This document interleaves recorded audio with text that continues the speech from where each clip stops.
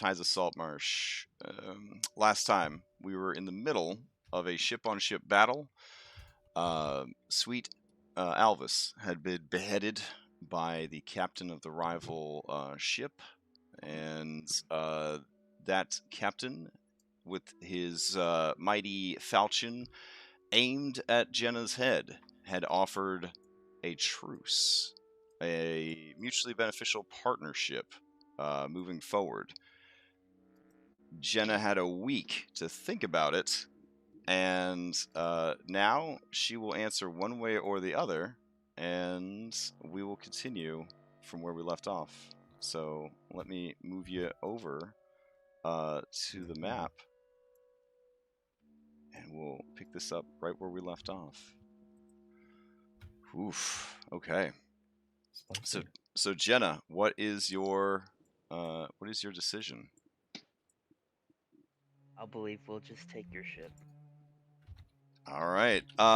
He gives you a big toothy smile.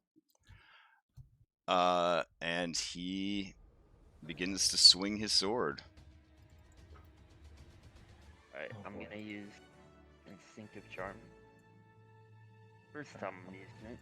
Alright, when a creature you can see makes an attack roll against you, you can use your reaction to divert the attack, provided there is another creature within the attacker's range. The attacker must make a wisdom saving throw against your wizard's spell DC. Okay. Alright, let's see how it goes.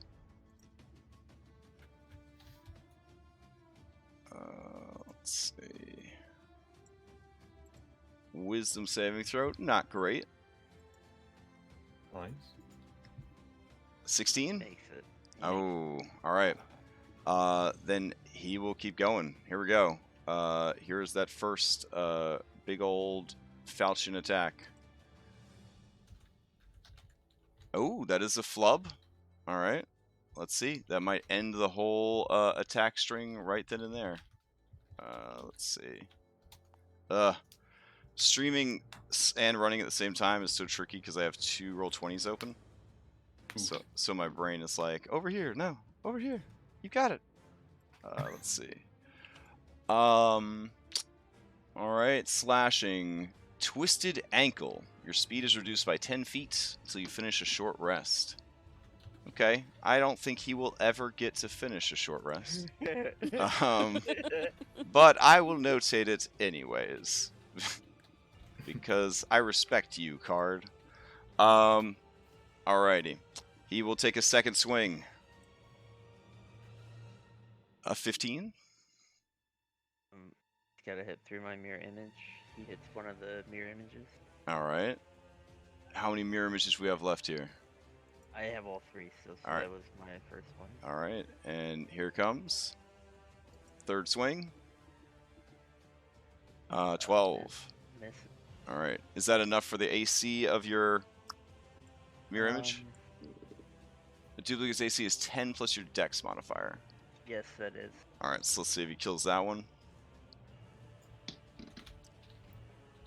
Yeah, I think that's it. Alright, so it's just you and one duplicate here, but none of those attacks hit. Alright, the basic bees. Alright, basic bees are just... Huh? How do you put a number over an icon again? Well, you have it, mouse cursor over it, you hit the number, and it'll apply it. Alright, so we'll just do some random shuffling here again. That actually makes it really easy to track. Alright. Just kind of swapping people around here.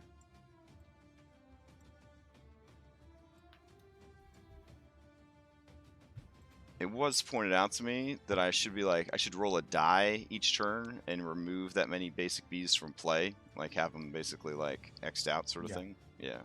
Next time. Well. Yeah. Yeah, I've got time to sort it out. Alright. This guy is a dead. Pietro, you're up. Alright.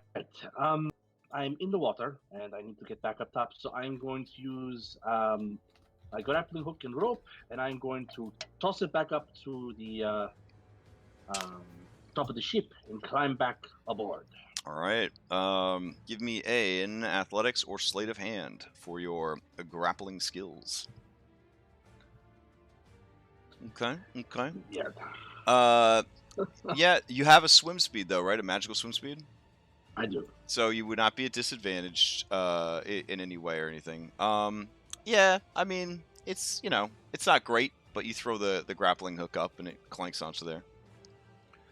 You start climbing the side of the ship. I do. All right, It's fair enough. the fastest way back into the fight. All right. You are approximately 30 feet down, so climbing at half speed, I think. So. Yes. Okay. I do not have a climbing proficiency. All right. So you would not get back onto the ship this turn. Okay. In that case, can I dash? Can I use my action to continue climbing? I think using a grappling hook would be an action, similar to like lighting a torch. Yep. Fair enough. All right.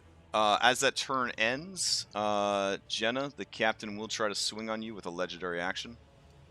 Oh, dang, Gucci. 27. Oh dear. See if it hits mirror image.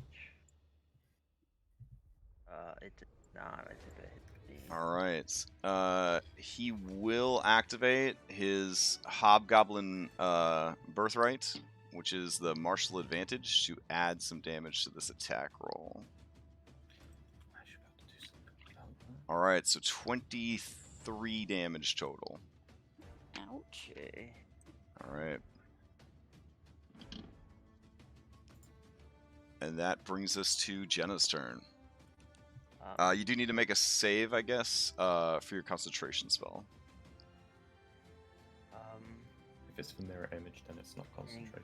No, I forget what I was concentrating. Oh, you were concentrating for on the polymorph, so you don't need to make that. Yeah, Yeah, that's yeah. over. Okay.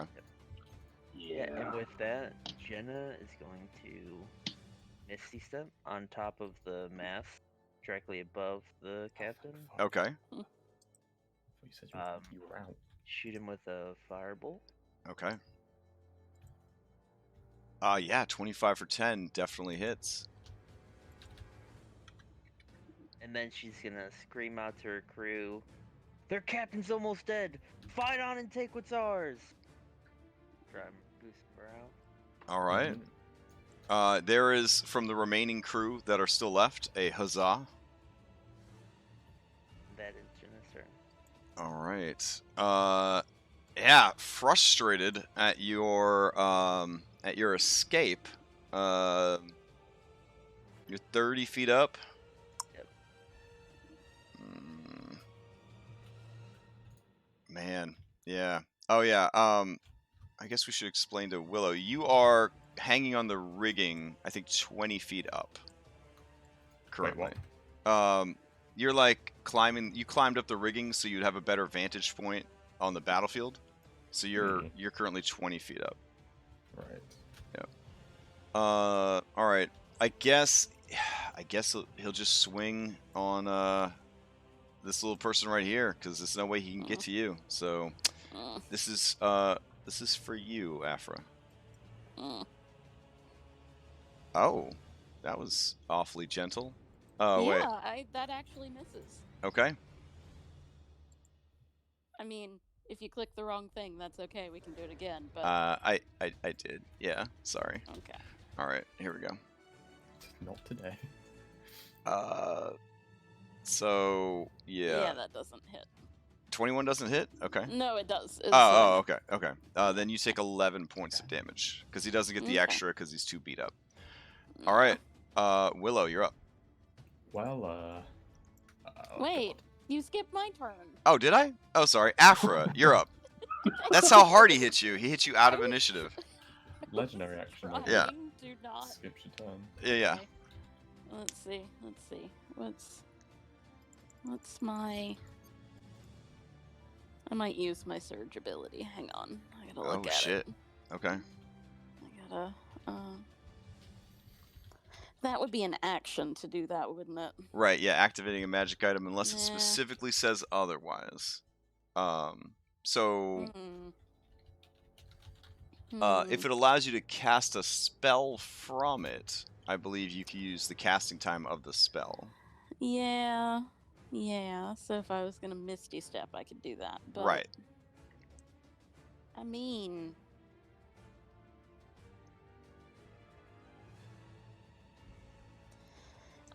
I'm gonna stab him with my chaos dagger and then bonus action disengage and run Okay. away.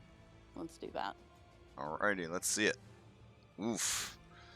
Alright. God damn it. You go to swing on this guy. Try to stab him with your chaos dagger. There is a pulse of energy from the dagger as you do. Let's see. Oh no. Your stance is off. Give me a wisdom saving throw. Okay.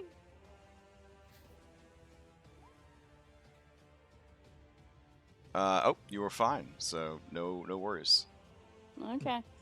Well, then I'm gonna bonus action disengage and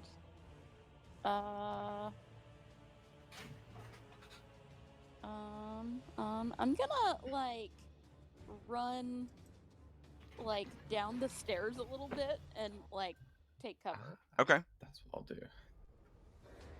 All right. Fair enough. Like, so I can still see what's going on, but I have cover.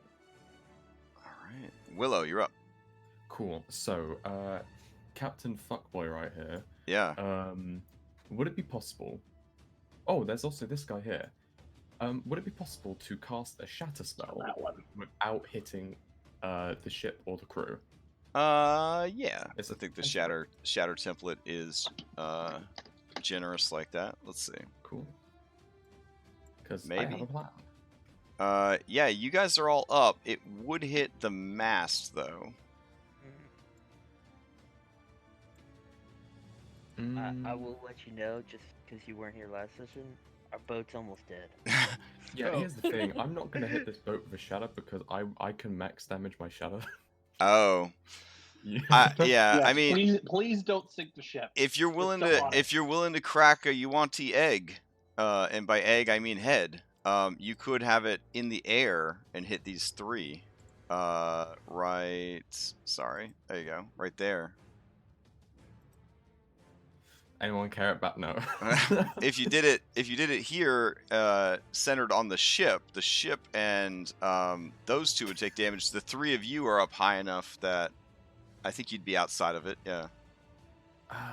I mean, that could probably heal the crew member after. I think it may involve. Oh wait, if you just want the captain, you could do it here. If you just want the captain dead first, I can go for the captain instead. Yeah, do you know what? I'll do it. Okay. I'm You not do gonna it. You break do it that. 10 feet above the deck, so Mhm. that it hits the soles of your boots, doing no damage to you, and just completely encases this guy Cool. from top to bottom. Awesome, cool. Can I get... think I used both of your fireballs last week, though. That's fine. I'm not. Yeah. Okay. Oh fuck. Okay, I'm trying to. I was wondering my stuff was done. I was filling it back out because I was like, oh, did I just not refill? my ship? Oh I'm no. like, They needed your stuff for sure. Okay. Do I at least have a 4th level slot? No, I think we burned everything to smash. I mean, if it says you have a 4th level slot, you might, but Nope. yeah. Never mind. Change of plan. You dropped some big old fireballs on the enemy ship. We had a troll to deal with. Yeah. All right. Change of plan though. I've still got a channel divinity, and I may as well. Okay. Actually, no, because I don't. Fuck it. Screw the shadow. Different plan. I'm gonna drop down back onto the deck. Okay. Sorry about that. I should have. All right. Yeah. I mean, you're coming back after a 2-week absence. That's good. Yeah, that's right. So, I will, as a bonus action, cast Thunderous Smite. All right. Can I outcast that? No, I can't. Ignore the damage roll for it. And I will, as an action, make an attack against this fellow here. All right. Oh! Oh. There you go. All And, right. I'm going to use my Channel Divinity to max out the Thunderous Smite damage, which I Okay. believe is 2d6. So he takes it's 12 points of thunder 4d6. damage. Is it No, correct? I'm. Oh, is it? Oh god. Okay. So he'd take 24 points of thunder damage on top of my weapon damage then, because I've maxed out. That's what my Channel Divinity does. Increase the zeal. All right. Bloodied Nose. maximum damage and Yep. roll damage dice again. All right, I'll roll my longsword attack again. All right. Why won't it let me? Oh, okay. So you've got 12 thunder. You've got 16, Oh, and then you've got oh I yeah, rolled my longsword damage again. yeah. How How does he die? Well, considering how I'm jumping 20 feet down onto the deck, I guess I'll just bisect him as I'm coming down. All right, that works. Yeah. Nice and Uh, easy. You leap down from the rigging and just drag your sword from the top of his head out through his hobgoblin taint. There is a horrible sound of bone and flesh tearing, and there is just a geyser of blood that sprays out. And I guess for a bit of flavor, thanks to my resounding strikes, his bisected pieces would just shoot out 10 feet away from each other. So he just exploded. Yeah, yeah. When I deal thunder damage to a large or smaller creature, you can also push it up to 10 feet away from you. And just I make a mess. All right. And then I will casually approach this individual here.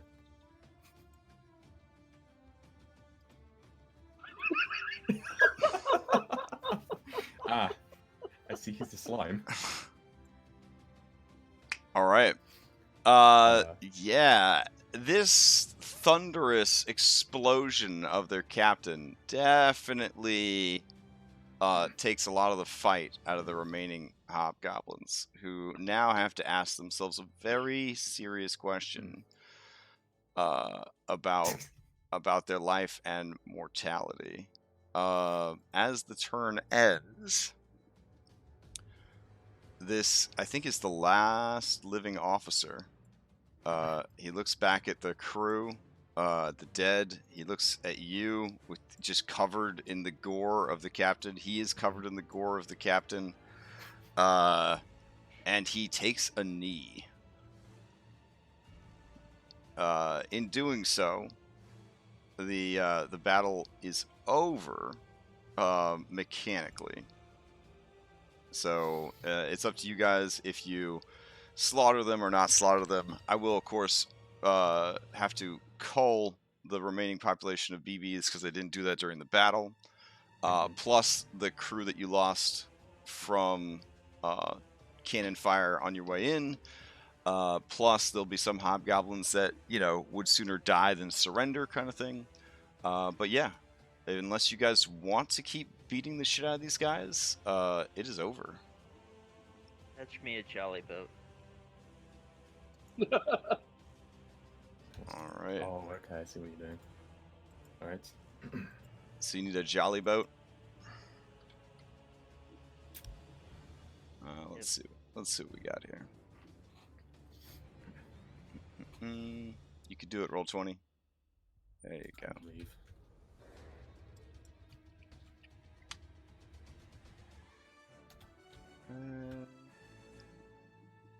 Oh, maybe I actually named it Jolly Boat. Hold on. Keep giving these poor things away.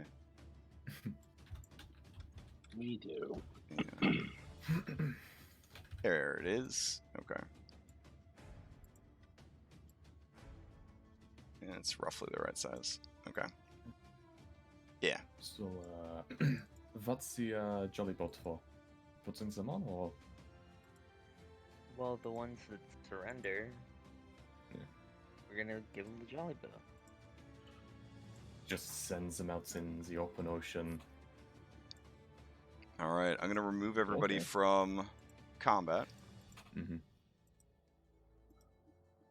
And yeah, you guys should probably discuss your next move as I give you essentially the aftermath kill report from this battle. Voice. I'm gonna just quickly just pick up that Falchion as well, seeing as I'm on top of him. Well, wherever his Falchion is. All right, so your ship was shot for pretty significant damage. Let me see how much crew was lost to that, and then we'll kind of go from there. God, I was going to do something cool because I was going to drop down a max damage 4th level shatter on his ass. There wouldn't I have been think that anything also left. would have caused him to explode. There wouldn't have been. There would be less of him. Just the ship. Well, Red. I'm not questioning the size of the pieces. I'm just same end result. Yo, yeah. I got a similar result in the end. That's all that matters. It's a good thing we decided we didn't want to bring Elvis back to life, because we probably would have exploded his head too. Yeah. I just realized something. Man, it's a Well, shame no, it the wasn't head here. would still be in one of his hip bags. Because, man, I probably could have stopped him from dying last session because he's the one who I have the warding bond with. We decided the distance was too far. Yeah. He thunder stepped into the middle of the whole thing. Oh, right. And then he got polymorphed into an ape, and then it was... Yeah. There was a lot of damage dealt. He was well out and to 60 overboard as feet. the ape, and the captain was like, nope, fuck that noise. And Whatever, just- landed on top of him and just max damage. Oh, well, I mean, he died in a very dignified way, I'll give him that. Well, it wasn't dignified. He got his head cut off. He went out Like, fighting, after yeah. he killed him, the captain was like, I'm taking this dude's head. And Wally is currently in the process of bringing the body back. Oh, alright. But once Crash gets everything sorted, but Pietro doesn't know that Albus is dead. Oh, no. Because by the time that was going on, I'd already waded into the area effect of silence here. It was fighting a bunch of guys. Wally dragged Alphys's body to it's in the water. Oh.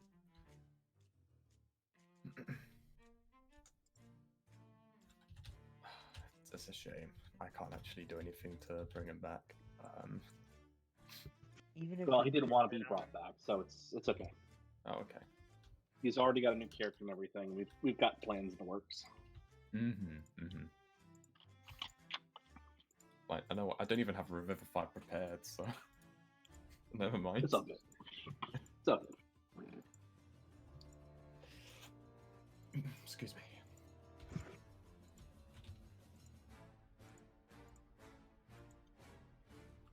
So, Oceanus. That's not okay. Oceana?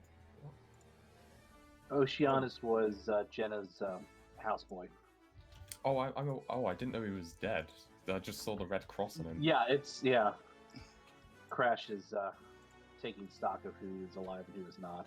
Right.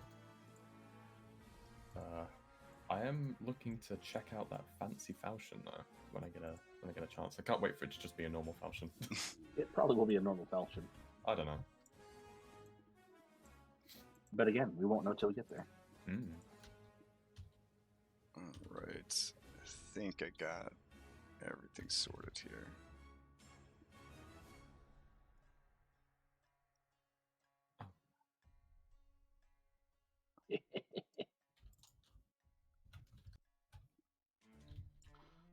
But yeah, the reason I went overboard is that the Hobgoblin cleric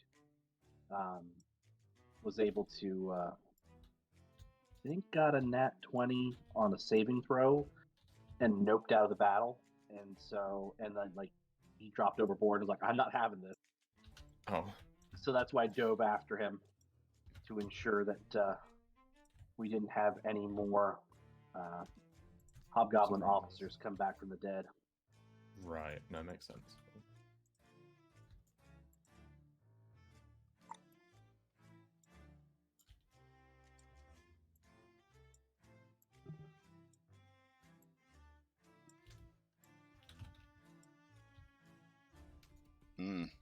All right.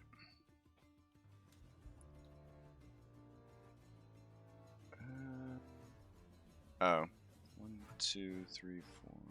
Okay. Hold on. Well, all of us will be happy to know that Val Frithoff and survived. Mm-hmm. Okay. That.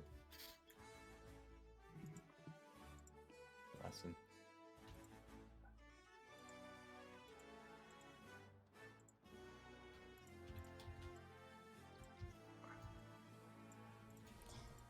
I think we should All probably right. execute the other officer. I don't want him to like go form another crew and then come seeking revenge.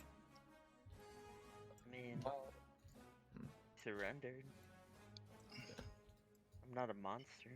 All right. You lost. Looks like 6 people, which isn't too bad. That's pretty good, all things considered. Yeah. Is it too late to save Oceanus? Yeah. He was blown up. So you could Oh. pay to have him brought back to life, I guess. But Yeah. Don't love him that He's much. not that valuable. just find a new boy toy. Just find a new boy toy, Jenna. Yeah. all right. The problem that you are now facing is you could tow one ship and sail the other because their ship's in good shape. Other than some fireball damage and a little bit of lightning bolts. I mean, it is down. It is down some health, but it's in way better shape than yours. Your ship is listing, which is to say, bloodied by the amount of damage that it took. In fact, if that last cannon had hit, that would have been pretty crazy. Yeah. Now, below decks, let's see. There were some goblins. I don't know if you're interested in such things. I mean, I was wondering who was firing off the cannons. Yeah. there's only so many people you can fit on one jolly boat. We're gonna strip them all of all their wealth, and then Okay. on the jolly boat. Send them on their jolly way, merry way. Are we going to be able to sail back? Yeah, that's Okay. something you will need to figure out. Because this is also a sloop, so it has the same requirements as you had before. And I don't think you guys were running excess crew. We were running out excess crew. I'm pretty sure we were few. No, we were running the bare minimum. We had extra crew like a bard and Were we? Pull up my crew and a document. doctor. Surely it should Because we lost 4 people while we were dealing with the lighthouse. They got attacked. So we're now down to half complement. It'll just take us long to get back, right? Right. And then you are also going to be much more vulnerable if something else, comes after you, essentially. We'll just have to be on high alert. Because, yeah, hold on.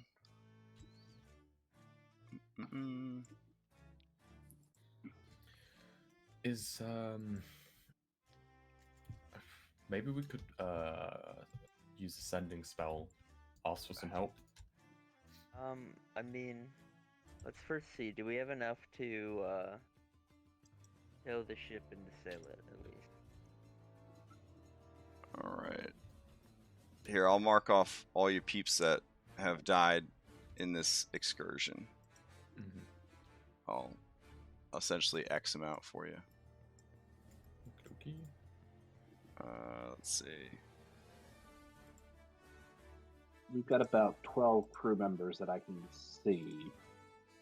Yeah, because you also had Arvin, Selena, Rosetta, and Hunter. They got taken out by attacks during the lighthouse. So then you lost, of the remaining, you lost 6 more plus Alvis would be 7 more. So that'd be 11 people down. Let's see.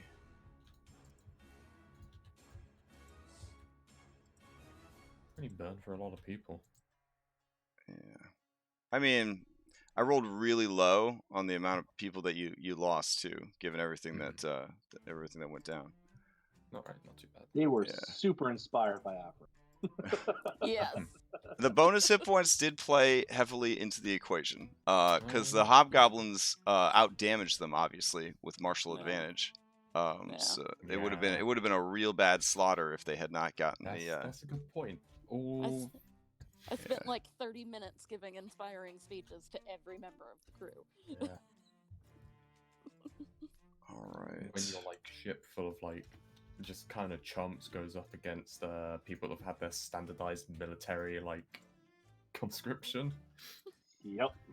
Yeah, born on the battlefield, warriors for life versus pirate boys and girls. So Yeah, and a few not chumps.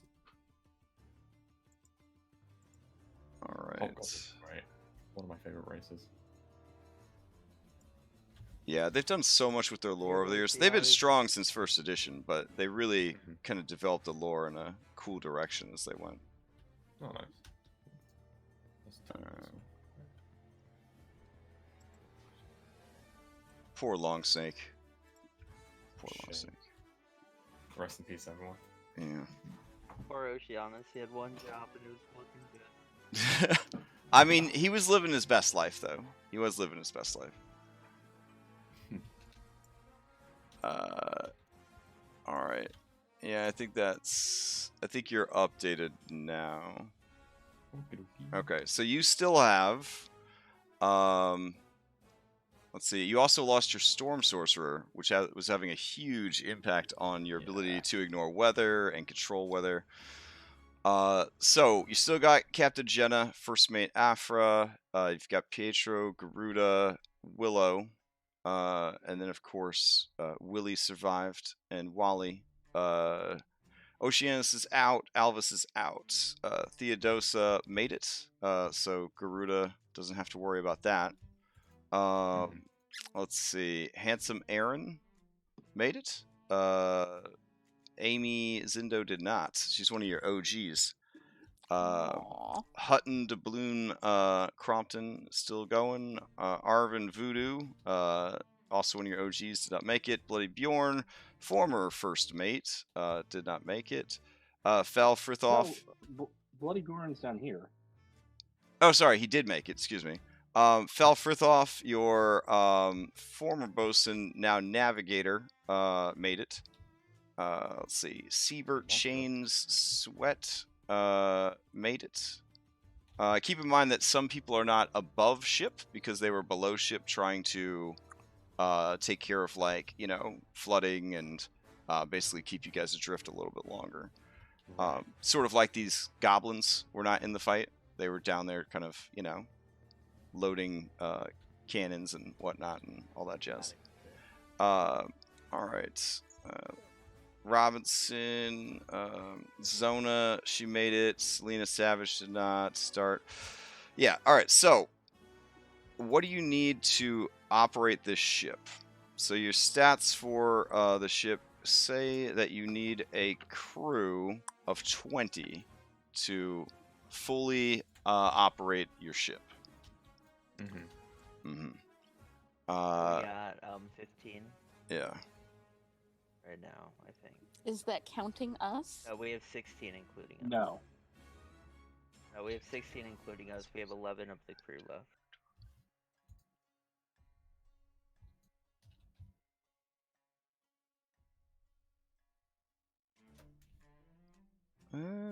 I think by my count, 1, 2, 3, 4, 5, 6, 7, 8, 9, 10, 11, Oh, no, 12, we have 15 13, of the crew 14, left, 15. And 5 of us. Yeah, so you have just enough. So you were staffing more than normal. I thought we were. All right. So technically you don't need the hobgoblins then. Send them on their merry way. Yep. That's what people do. Take their valuables and put them on the sloop. So when Pietro finds out that Alvis was killed, he does not take it well. Yeah, by now I'd say his body has probably. Well, Wally was dragging it to Yeah. Pietro. Oh, gotcha. He's in the water. All right. Yeah. And there are sharks at this point because fantasy pirates, 2 ships, boop snoots. That's like the dinner bell. So You guys get Alvis out of the water. Sharks are on the scene. That definitely increases your negotiation power with these survivors. Right. Okay. Pietro would fly into a rage when he finds out what happened to Oh, Alvis, yeah. and he's gonna look around and he's gonna find that one remaining officer. It's like, you motherfucker! He's gonna throw himself at him and start beating him to death with his bare fists. All I right. ain't gonna do anything about that. Yeah, I mean he's pretty spent. So at this point, yeah, you punch him to death. He's done. Okay, I punch him to death. I start ripping off parts of his body, and I just chuck the whole mass overboard for the sharks to eat. All right. Whoa. Fair enough. And I just sort of turn around. Who's next? Who does not want to bend the knee and beg for their lives? These are hobgoblins, so actually quite a few. Yeah. Those of them that understand common translate to the rest, and they understand that you are offering them an honorable death. So a queue forms to fight Pietro. Pietro, you have 5 hobgoblins to fight. All right, let's do it. Okay. Because we use critical hit cards, I'm actually curious to see how this plays out. So they are all basic hobgoblins. So Pietro fucking mathematically, you should be able to handle this. But yeah, they I guess they'll form a little fighting circle, and you can get up in there. All right. Is anybody going to adversely affect this, or you want to just real quick watch Pietro Ginsu these guys up, or If for whatever reason he gets overpowered, Mhm. I might step in to help. But for now, this is his moment. I will let him all right. do as he wants. Keeping the momentum of your rage, you roll up into combat. Let's see it. Oh, that's All not right. good. Let's see. All right. This regular hobgoblin does not have martial advantage because they're going one at a time.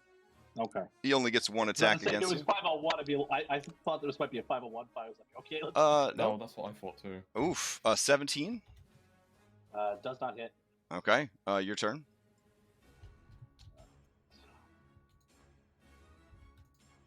All right. He's bloodied. Oh, okay. Didn't hit. And I'm out of superiority dice. And then scimitar. All right. You kill him. Next one steps up. You'll keep the same initiative to keep your rage going, essentially. Yep. All right. Guy runs up and swings on you. 22 for 5. That hits. And All right. that rounds down to 2. Yep.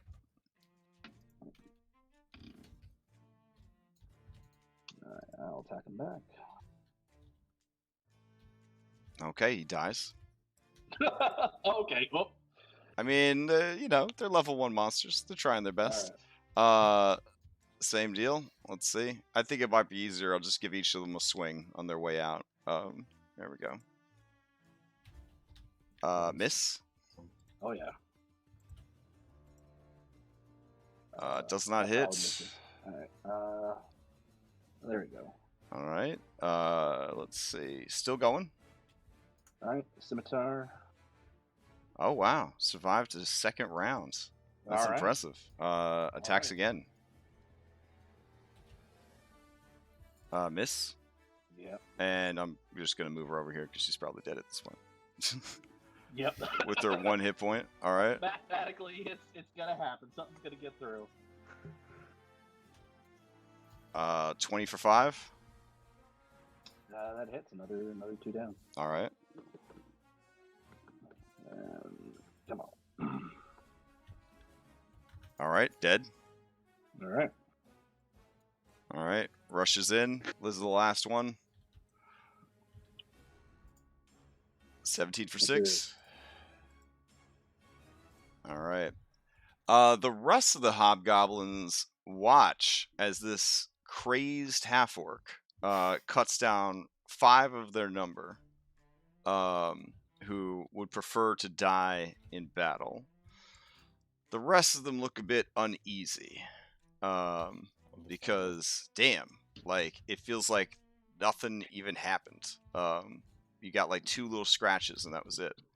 So yeah, they look over to Jenna, the captain, as if wondering if you were going to intervene or not. I mean, everyone seems to be having a good time. A good time is not exactly what I would call it, but sure. You do not wish to lose your life to my friend? Get on the jolly boat. Let them know I was generous. All right. The goblins, they're down for it. Like they're rushing for the boat. Some of the goblins are cut down by hobgoblins. Man, culturally, I just don't know how many of them could really accept that. I think they would probably all just let you kill them. Not all of them. I'm sure there's 1 or 2 that'll be like, we'll start a new life together kind of thing. With our goblin children. But yeah, the rest of them, yeah, they're just not going to do it. So Pietro, you have to kill many more hobgoblins before the day is over. He is not thinking straight. He lost a close friend, and battle list is up, so he just keeps killing. All right. These guys, they're gonna fuck off. I'm about to head out, sort of thing. They get up off the couch and leave. All right. The rest of the hobgoblins that were left behind were systematically slaughtered, but they go to Magublia knowing that they died without surrender and without retreat. So at least they have that going for them. Did this little boy decide to stay behind, or? Well, I mean, the goblins. There are some goblins that would gladly keep working for you guys, but they are goblins. So, but when they tried to run for the boat, a lot of the hobgoblins just straight up like shanked them because, like, yeah, they're like, no. If you would like one of these goblins, we could say that one of them survived. I don't want one. Okay. You- Are you you sure? don't I want our mean, cook to have a girlfriend? Depends what kind of or girl- boyfriend, depending on. yeah, I mean, you do need a new replacement for Oceanus. I mean, that's a big mean, that's a that's big not tongue. it. I'm just saying, that's a big tongue. If, No? if it's a sexy goblin, then yes. But if it's one of the usual, no, we're not having that. Okay. I refuse. Oh, you needed. That guy's like the Brad Pitt of goblins. We're talking. You like needed a in-case sexy goblins. goblin. Hold on. Let's see. Listen, I'm a man of culture. I have many. Goblin. Okay. don't I need didn't it. know. I didn't know that's what you needed, Jenna. Here you go. Oh my god. Oh, I no. could be your prince, Jenna the Generous. No, nobody wants that. What he's cooking in his kitchen. Okay. No. All right. I think I have an inappropriately sexy goblin from Skull and Shackles because everything about that campaign is inappropriate. You also have that goblin barmaid.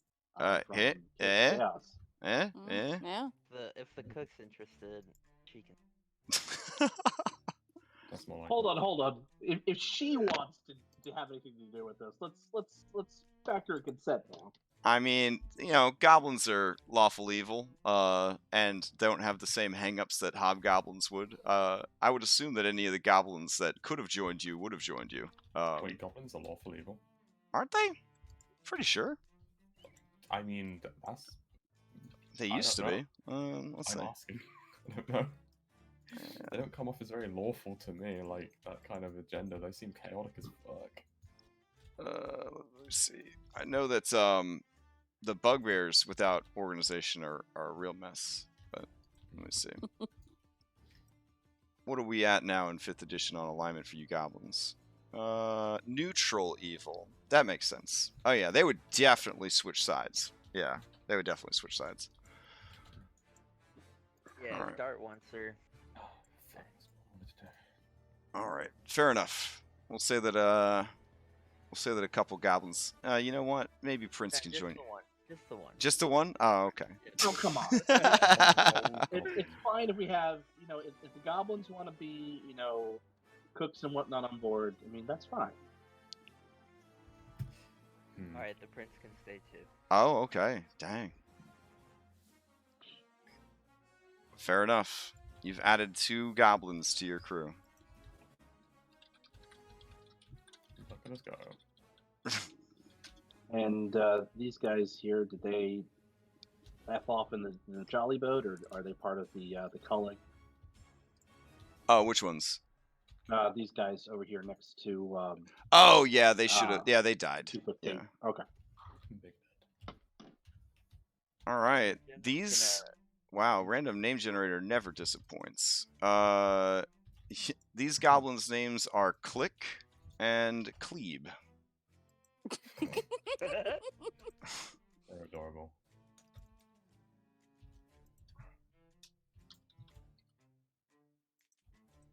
All right, so Click and Cleeb joined the crew. Dun da da da. Sweet. Okay. But yeah, these other 2 would be dead skis.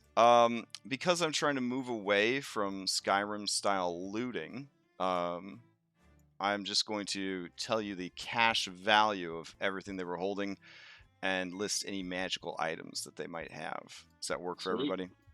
Yeah. Okay. If there's any whatever's on the ship. All right.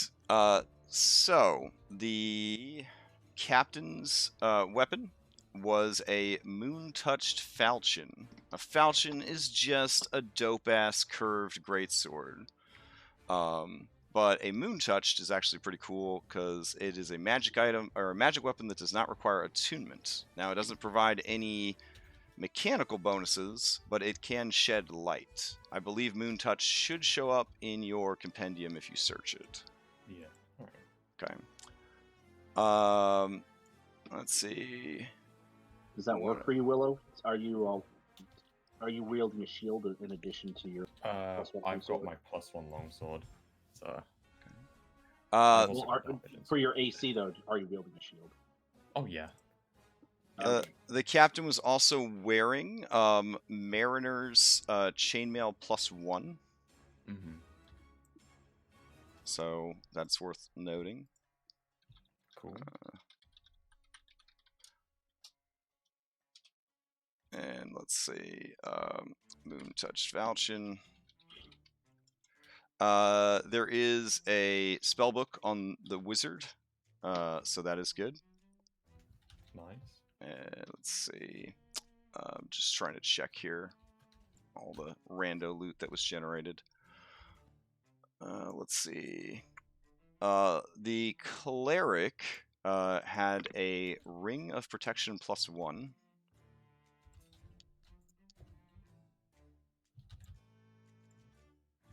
And let's see. Beyond that, the value of what they had as far as their current plunder, the equipment that they carried once you like flip it, and all that jazz, outside of the value of the ship and the cannons and whatnot, you are looking at 7,000 gold. Oh wow. Not bad. Yeah. Sweet. Not bad at all. And I imagine we'll probably keep the cannons. Oh, Well- definitely. Yeah, they're very valuable, and they're illegal, so it's going to be a little tricky. Well, I mean, we can hide them. we Yeah. can hide them, and plus that was like Garuda's like big dream was to have cannons to work with. I feel like that was part of the draw of us trying to take the ship. Mm-hmm. We want big guns. So now the value itself, their ship is a basic sloop. It has the same enchantments that most combat-worthy sea vessels in Forgotten Realms would have, so that's sort of factored into the value of it. You would say that their ship has a market value of about 10,000 gold. Nice. And the Secondhand, cannons so- themselves are extremely valuable. I believe the cannons are 3,000 apiece, I want to say. Ooh, nice. Yeah, let me double check, but I'm pretty sure that's how much they're worth. Does anyone object to me taking that ring of protection off the cleric? Oh, Nah. well, I would like it also. People that are low on AC can take it. It really helps it, like It my feels well. like once What about someone the? with good AC gets Can it, you wear the chainmail, Pietro? you can't rage in it. I don't think. No, I can. It's just it hurts stealth, and I think that was part of the reason why. Wait, maybe. Well, Chainmail's heavy, right? yeah, you can't chain. There's chain shirt and chain mail. Heavy armor you can't rage in. You can only rage in light, medium, and no. Mm. Yeah, I can't wear that. Yeah. That's why I didn't go beyond half plate. It's just me. Understandable. I could wear it, but I've got If I full suit didn't plate, go, if I didn't so- go barbarian, Yeah. If your class didn't suffer from wearing heavy armor, you'd probably have it. You can sell it though. Sell it to the quartermaster. yeah, Get us money off that. and that does make more sense. We'll give. Oh, there we go. Each cannon is worth 3,500 gold. Nice. That's pretty good. But we're going to be keeping those anyways because Garuda wants them, so... Oh, I mean, they're insane. They do 8d10 bludgeoning damage. Oh Yeah. wow! Yeah. Damn. Spicy. So firing cannons, it pretty much comes down to, let's see here. 5 people per cannon allows it to fire every round. 4 people per cannon drops it to every 3 rounds. 3 people drops it to every 5 rounds. 2 people is every minute. 1 person is every 5 minutes. If you have proficiency in siege weapons, you can use your own proficiency instead of the static bonus of the cannon. Does Garuda have that? Now, here's the thing. You can have them preloaded before a fight. You don't need a team to fire it. 1 person can fire it. But then you do need a team to reload it. So those statistics represent reloading the cannon. It's assumed that if you are doing what you're supposed to do, you will have that, ready to go, sort of thing. Sure. Question: You Mhm. put 10 gold in chat, so was that just a comment? Oh yeah, on the 10,000 chat, gold. or- Sorry, yeah, it was just me typing as I was talking. Okay. Yeah, but Because that's I wrote down that we had Yeah. 7,000 gold. Right, right. Boost values. yeah. 7,000 gold is the value of ship. There you go. Okay. I just wanted to make sure that. Oh, totally. wasn't, Yeah, I just 10,000 gold's a lot for me to just subtly throw into chat and not say any words for. But all right. And And what spells were in the spell book? yeah, hold on. I have to grab it. Yeah, while we do that, we could talk about the Ring of Protection. No, yeah, it makes sense to boost those people that need it. I mean, I'm doing okay with 18 AC. I would like to have more. Being able to rage makes a big difference in terms of tanking. And well, I can max out my AC at like 22, so. Your people with AC is less already AC like what, should 20, 21 Yeah, at this 20 point? at the moment.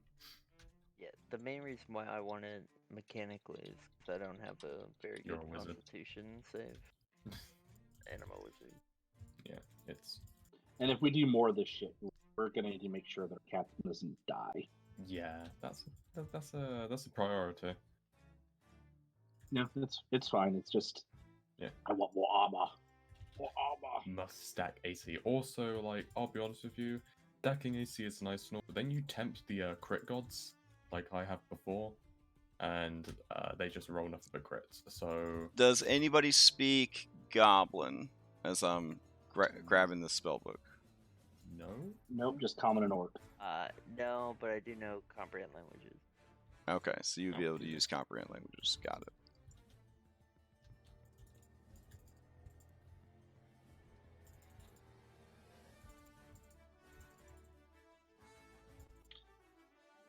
And part of us sorting things out, I would have taken.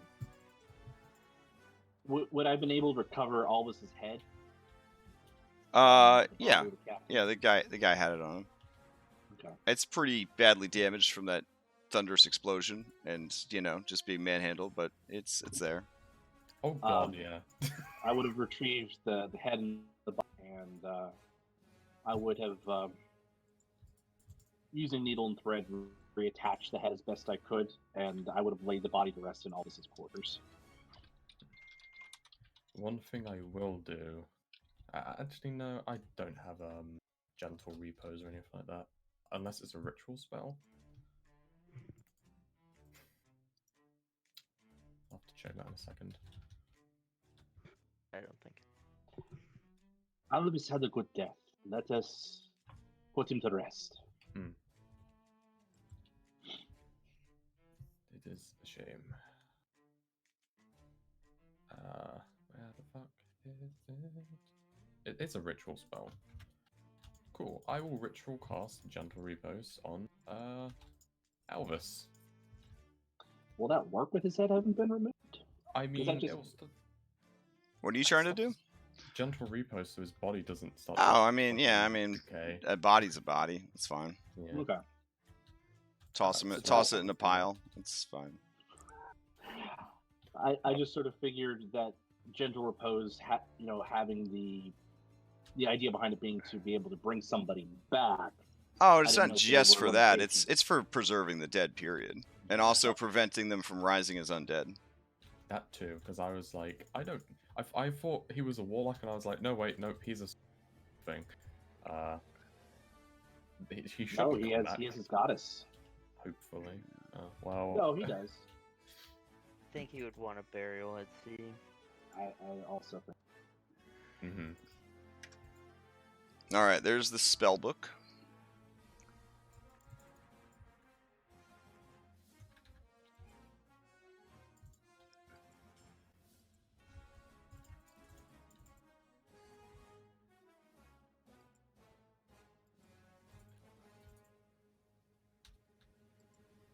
Oh boy, Liam's tiny hut. What if That's you a good just one. what can of worms have you just opened up, Crash? I mean, wizards are wizards, so I mean, you could have learned it eventually.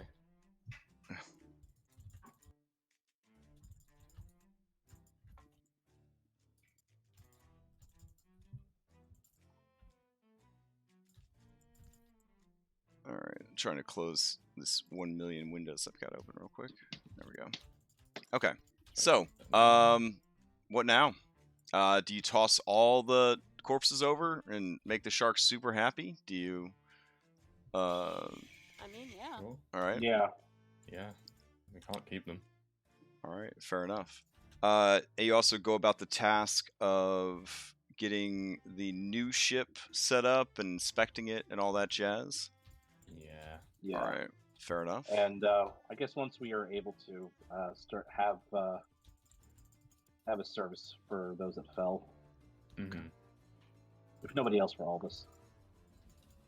All right. Do you wait until you're in less shark-infested waters, or do you just kind of Yes. toss them in there with the? Okay. Because it's a feeding frenzy at this point. There's a lot of sharks because you're tossing a lot of bodies overboard. And hungry boys. All right. Oh, I'm sure they'll enjoy the roast troll. I'm guessing the wizard had a 50 GP diamond on him. Uh, Or- Correct. I mean, just deduct it from the 7,000 in treasure that you found. It's one of those situations. So. Okay. essentially you use that 7,000 to buy what you feel like would have been there, right? So like, oh, did they have more supplies? Did they have, trade Yo, goods? Did they trust me, I like it this way way more yeah. than the whole. I'm finding that I need to sell these 32 scimitars, yeah, please. so I am finding that to be a good way to speed things up a little bit. Is yeah, the Skyrim lists, they definitely added a bit of immersion. Like, oh, like when I kill something in D&D, it has all this stuff on it. But also like after a certain point, you're like, when I kill things in D&D, they have all this stuff on it. I know that, so let's just move it along, kind of thing. Gold value. All right, let me check the calendar. And let's see where things are at. Man, you guys are so far ahead of the other group. Oh, that's right. The storm is going to be setting in soon. It was just starting to drizzle and downpour as the fight got started. So basically, in the middle of some heavy rain, Pietro is murdering all these hobgoblins, and you guys are tossing them off the side of the ship. Now you have to prepare for this storm that is going to hit. Dark storm clouds, there will be lightning, there will be hail. There will be the winds themselves won't be very strong. But you are out in deep ocean. So, you have to ask yourselves, what do you want to do? Do you want to lash the two ships together and weather out the storm without Alvis's abilities? Do you have some other ability you could use? Not that I'm aware of. Nope. Okay. I think we have to lash the ships together and just ride it out. Yeah, that sounds like the only course of action at the moment. Okay. Fair enough. Alright. Let me change out some music then. Alright. I have to ask about your own crew. Are you gentle repose ritualing them so that they can be properly buried as well, per their individual contracts, essentially? Yeah, sure. I can sort that out. Okay. It's a ritual cast, so I don't have to expend anything to do it. Alright. Yeah, because again, as pirates, it's kind of in the code, more guidelines, etc., etc., etc. But that if these people had certain ways they wanted to be buried, or certain people that they wanted their share of the wealth to go to, you guys would do your best to see that stuff carried out, essentially. That's understandable. All right.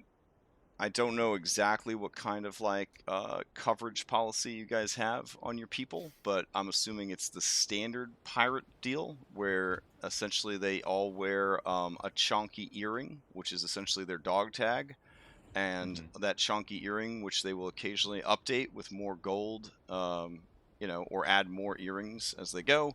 When they die, that is the money that is supposed to be used for their burial, and it will list the name or names of people that they would like whatever material belongings they had given to. So,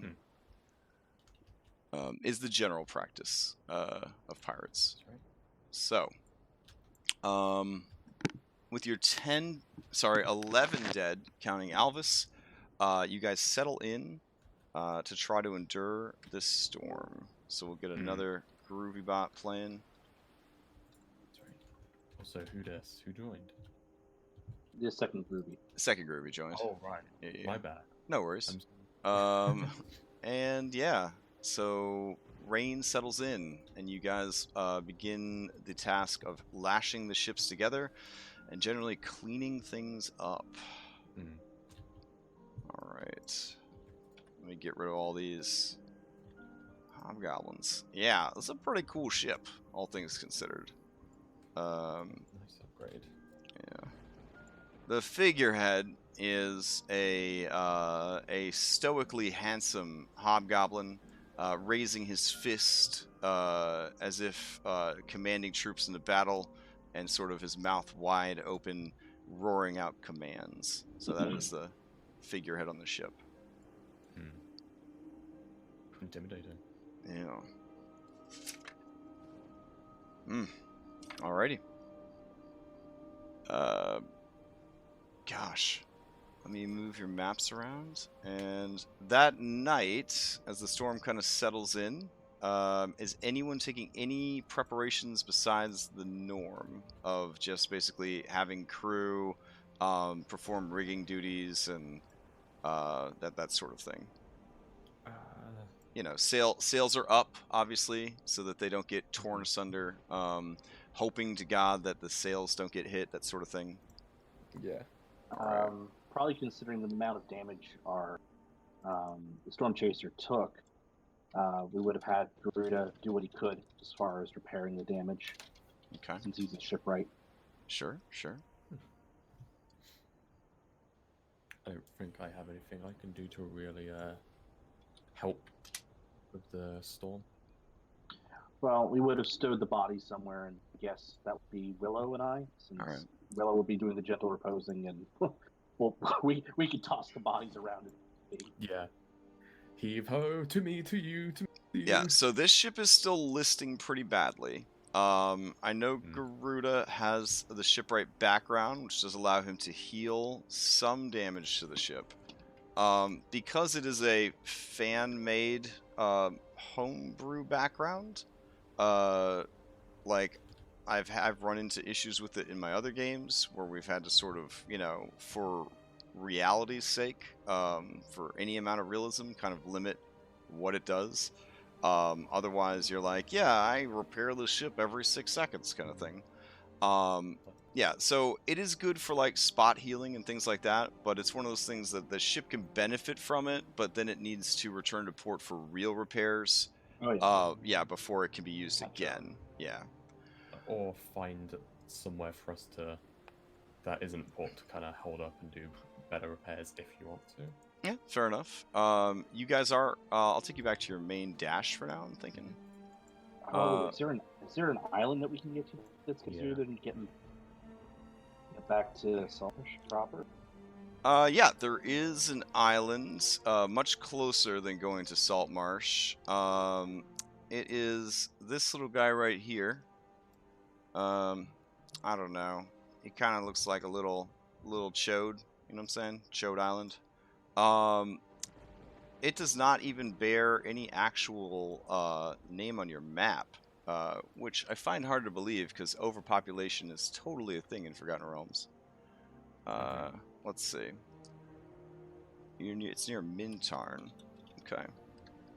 So let me see. I would also like to ask the name of the captain of the other ship and the name of the ship that we just took. Totally. Oh yeah. Wasn't it like the Iron Key or something? I thought you were gonna say The Iron Monkey is the name of this ship.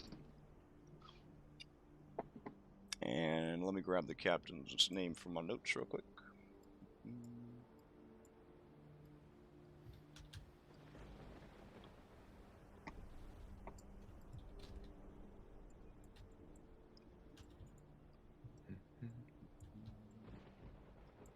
Okun the Vengeful. Okkun.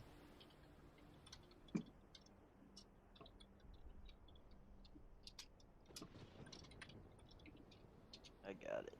Thank you.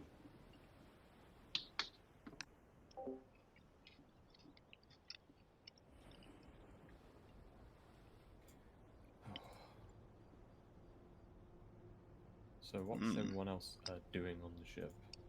Just wondering. If we are not having an officers' meeting, Pietro will be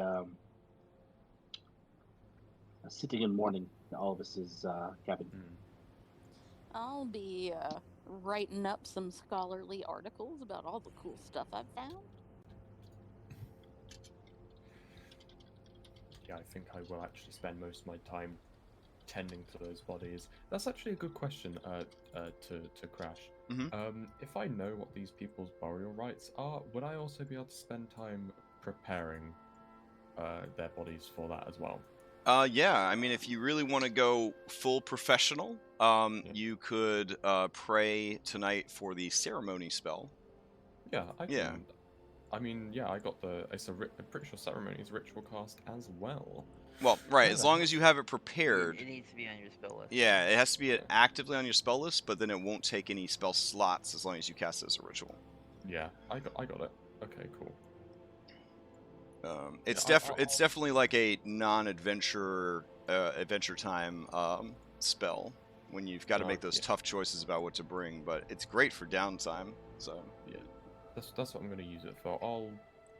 There's pretty sure there are funeral rites. Yeah, you touch one corpse, and for the next 7 days, the target can't become undead by any means short of a wish spell. Hmm. Yeah. I'll do some ceremony stuff.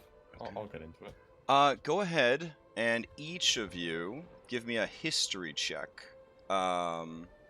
for what you know about the nearby islands. Oh wow. Yeah, I mean we could stop there if you want. Africa just tell everybody. So I love the. okay. Wait, there's an island out there? Yeah. Afra, do you want this secretly, or is it okay if I tell you right aloud? It's okay if you tell us. All right. The 4 islands that you see, if we zoom in like crazy on the map, like zoom way in like Google Map style.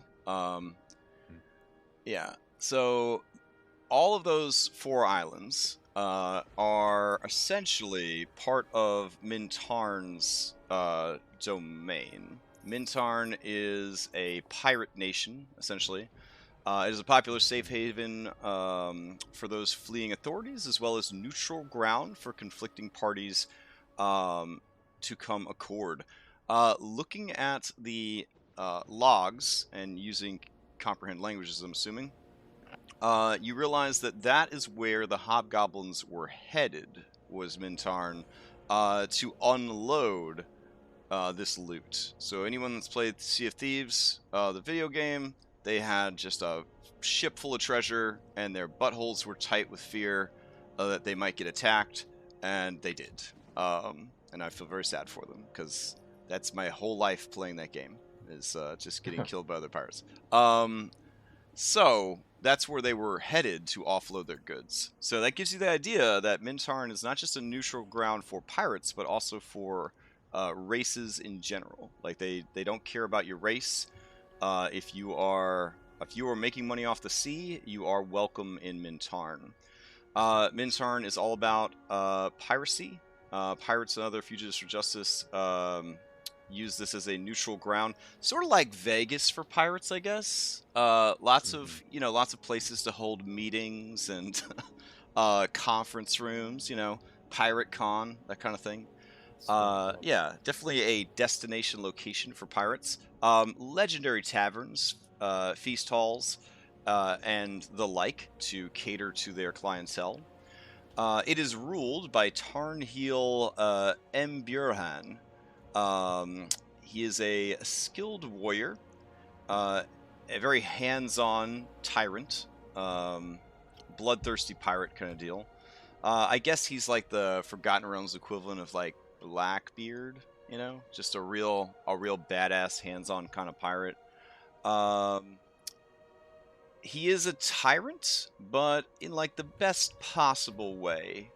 He is like the effective lawful evil that actually gets shit done, and people believe that his decisions and governance over the region is just and fair, though brutal. Like if he feels that something has gone outside of his thing, yeah, he will definitely cause trouble for him. So let me see. There is some issue with their neighbors. Orlumbor. Let me double check to make sure Orlumbor is not. No, Orlumbor is way over here, south of Saltmarsh. So you'll notice that where it says Trollbark Forest, the people of Orlumbar, particularly the members of the Lord's Alliance, they hate these people. and they wish they could wipe them out. So that's kind of the main focus of any D&D campaign happening out of Orlumbor, is go take out the pirates of Mintarn. So why has Mintarn been so successful if they have all these pirates and they're pissing everybody off with their piracy? Well, they are allied with Hundar, which is a very powerful dragon, because Forgotten Realms, that lives on this island right here, Shadowrock. In order to maintain this friendship with Hundar, they give Hundar hell amounts of treasure. Hell amounts of treasure. But Hundar does honor the deal. Hundar is a massive red dragon. Not as big as like Old Clouth or any of those second edition OGs, but he's a big boy. He's a big boy. But as long as he receives his tribute from the Pirates of Mintarn, he protects Mintarn and the surrounding islands. So, this is a very long, lore-heavy way of me explaining to you that you could go to Chode Island, but know that Chode Island is essentially open hunting season, potentially, from an Ancient Red Dragon, the Ancient Red Dragon's servants, and any pirates who are on their way to Mintarn. Because Mintarn is neutral ground, Chode Island is not. So you could dock there and roll the dice and hope that nobody sees you guys and sails up on you and tries to take you out. You could also hope that the Red Dragon doesn't get bored and check out his surrounding islands and see a non-affiliated pirate ship and take it out. Or you could backtrack a few miles to Mintarn and get your ship repaired and settle in there. I would say backtrack to Mintarn. Makes the most sense. Yeah, so we don't get. I have a few questions. Sure. One, do we have like any knowledge of the weather for like the next week or so? That would be a Druidcraft, so that Druidcraft actually does something. Or the Knowledge Nature skill, so that the Knowledge Nature skill actually does something. Alright. I'm gonna try nature. Okay. 18?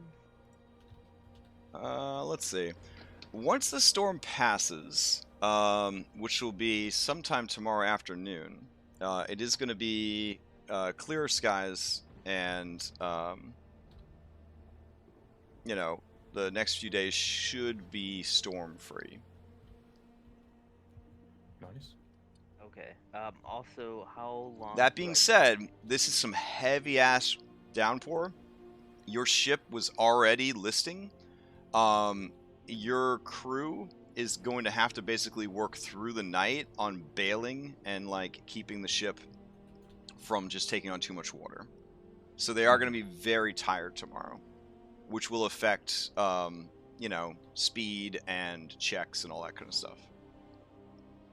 Yep. Because And, while you guys as officers, you could definitely take the night off, right? Your crew cannot. Like, during a storm, there's 1.5 million things that they have to do, to make sure that the ship doesn't take on too much water. If it is struck by lightning, because you are sort of, you got these huge masts with no other trees around for lightning to strike. They have to constantly be repairing things, and it's a whole thing. They're gonna be pretty wiped by morning. Well, because they're so because we're going to need all the help we can get tonight, I will help the crew out with keeping the ship afloat, and then I will, I guess, rest in the morning instead. All I right. will also assist. I would have been in Aldous' quarters. I would have heard them shouting and swearing, bailing out the ship, and eventually would have been fed up with sitting and sulking and gone and helped. Yeah. Go work off that grief. Yes. All right. Also, do I have any idea of how long it would take to get the storm chaser repaired? I do have the information for that. Let me look it up real quick. There's a certain amount of time, or a certain amount that can be healed on a ship, like per day, and then there's a cost associated with it. But you haven't had a damaged ship in a while, so let me look that up real quick. And technically, both ships are damaged because, again, maximized fireballs were going off on the ship. You guys did ram into it for a little bit of damage. So let me look all that stuff up real quick. All right.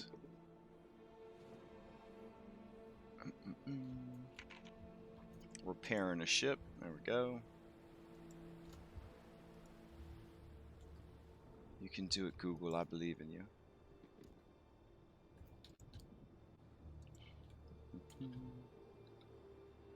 And Crash, when you have Sure. time, I know you're doing a bunch of stuff, but can you throw out the spelling of Tarnheel's full name? I need a second.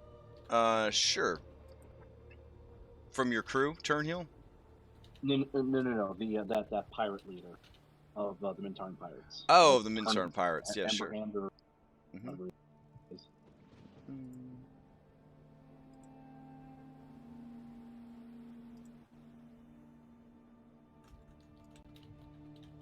Yeah, Tarnheel, Emberhand. Let's see.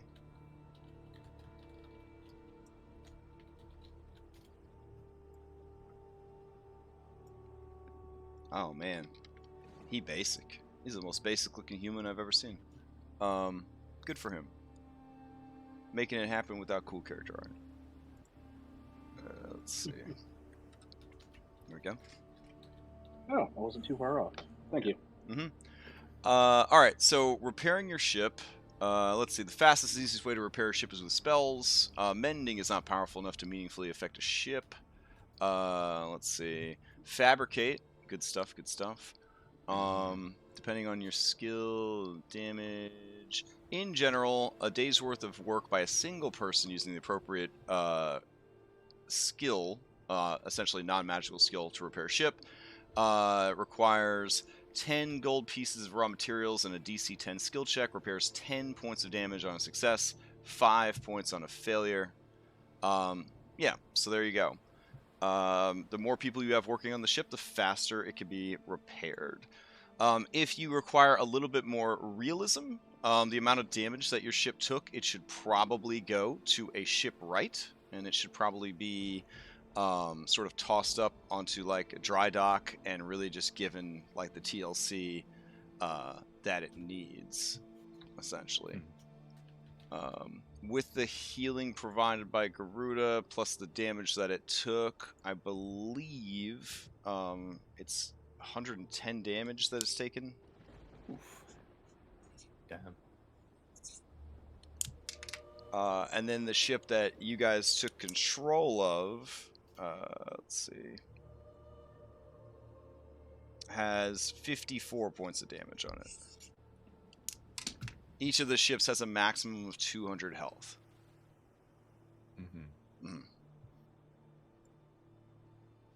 So.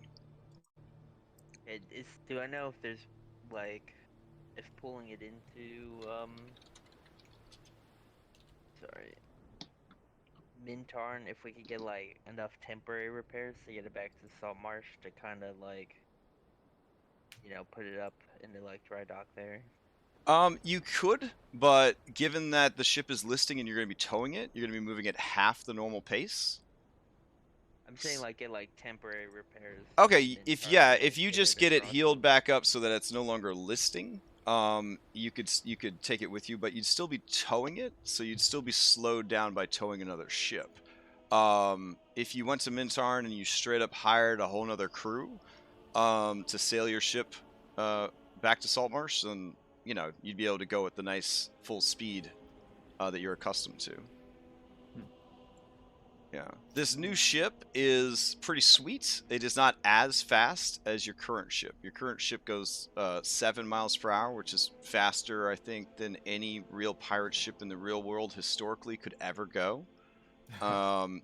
This one that you have acquired right here, its speed is a little bit less, so it's like 6 miles per hour. Doesn't make a big difference over time. or I mean, it does make a big difference over time. Doesn't make a big difference, in the short run. But in a long distance travel, that 1 mile could make a difference. That's all right. Yeah, I Alright. think we dock in Mintarn then, That would be a good idea. and we could probably hire more crew there. Maybe. I don't think we should hire a second crew until the ship's fully repaired, though.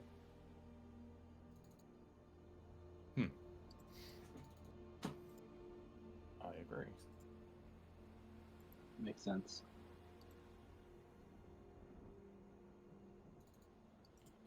Right. Sounds like we have some kind of an agenda set up. All right, sounds good. So you guys are gonna sail into Mintarn. Got it. Let me grab.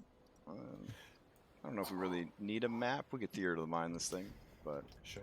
yeah. I just have an actual shipwright map now, in case you guys decide to fight at the shipwright. I don't know. I don't know why they would make a map You of would that. never start a fight. All right, so you arrive at the town. I guess you're gonna weather the storm though until tomorrow. Excuse me, afternoon. We're gonna have to. Okay. Yeah. Just as a call out to RNGesus, one of you roll a d20, and that will sort of determine how badly your ships were hurt during the storm. Ooh. Oh, All right, we'll take the first one that was rolled, so a 9. It was not a great night for the ships. Nothing horrible happened. A kraken was not summoned. A storm elemental did not end up spawning on your ship or anything like that. But let's see. One of the ships was struck by lightning. Oh. All right. So let's see how that goes. Let's see.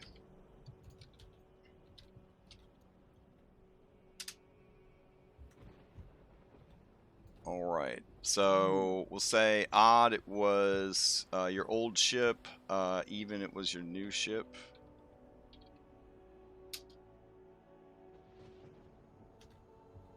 All right. So your new ship takes an extra 27 points of damage for being struck by lightning.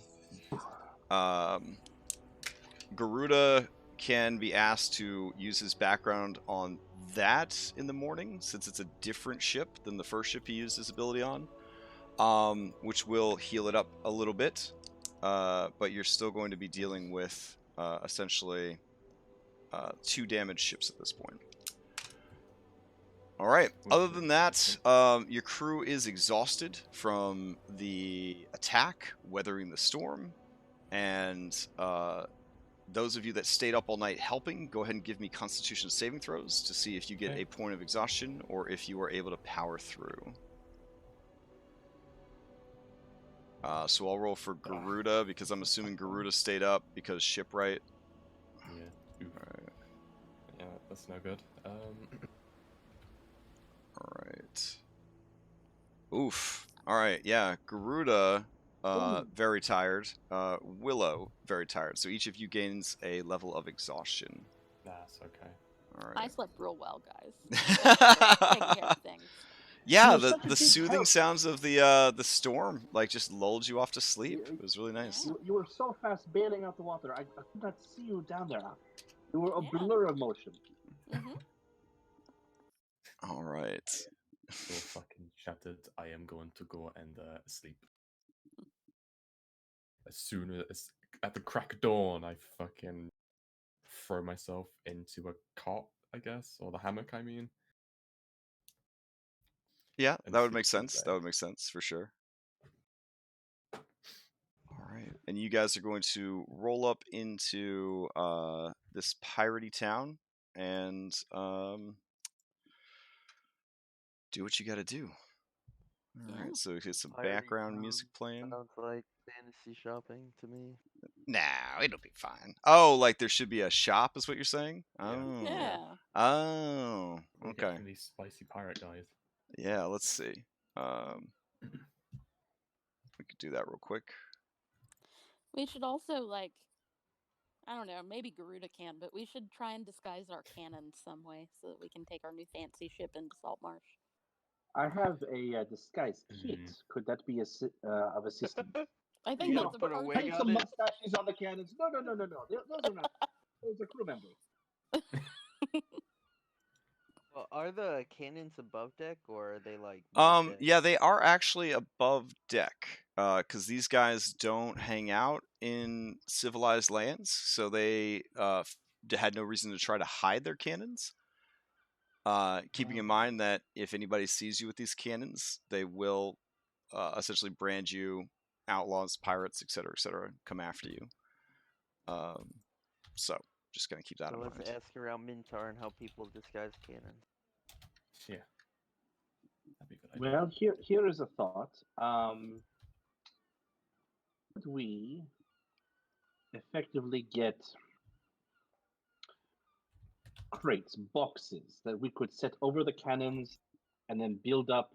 This would take some time, but build up around those boxes a facade to make it look like barrels or other cargo, It's not a bad idea. as the cannons are pulled back from their from the ports where they fire out from. We should also put some ballistas on there, kind of just for show. To throw 'em off.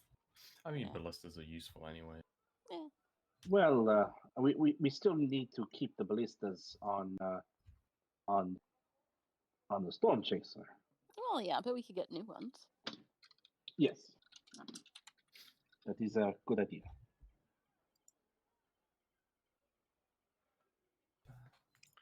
Yeah, it's all good. I'm just randomly generating an entire town real quick. Hold on. Sorry. No, it's all good. That's it's a fun part of D&D. Let's see. What do I need to add to this? I think we're good. And as we're talking about going ashore down, perhaps doing some shopping and trading, PH will take this time to quietly ask Captain Jenna if we can set aside what would have been Alvis's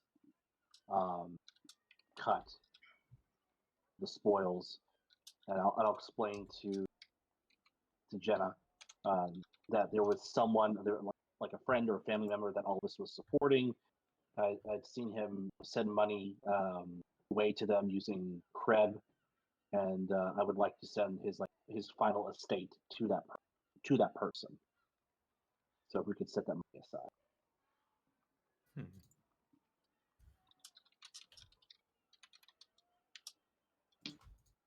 That would be a good idea.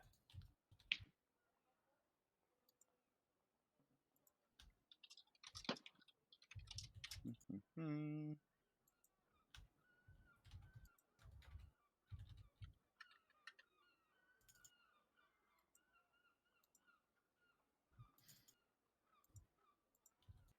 Did you catch that, Remy? Don't think it did. Oh, did he wander off?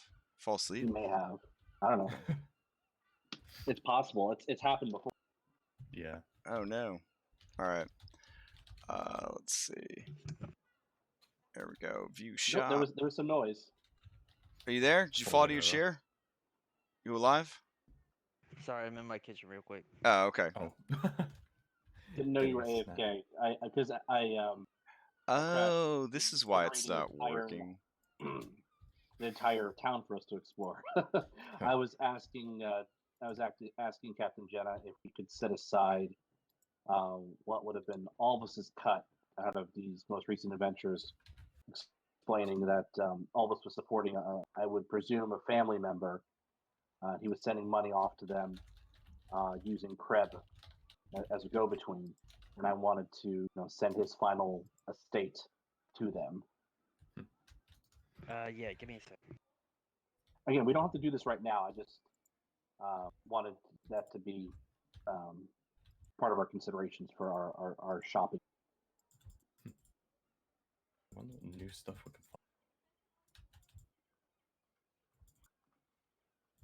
There we go. Okay. Let's see.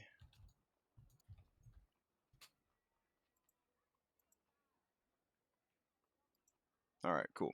So the shop that handles magical item brokerage is Gull's Gambit. So let me go ahead and link that to you in equipment. Okay. All right. Sorry, treasure. There we go.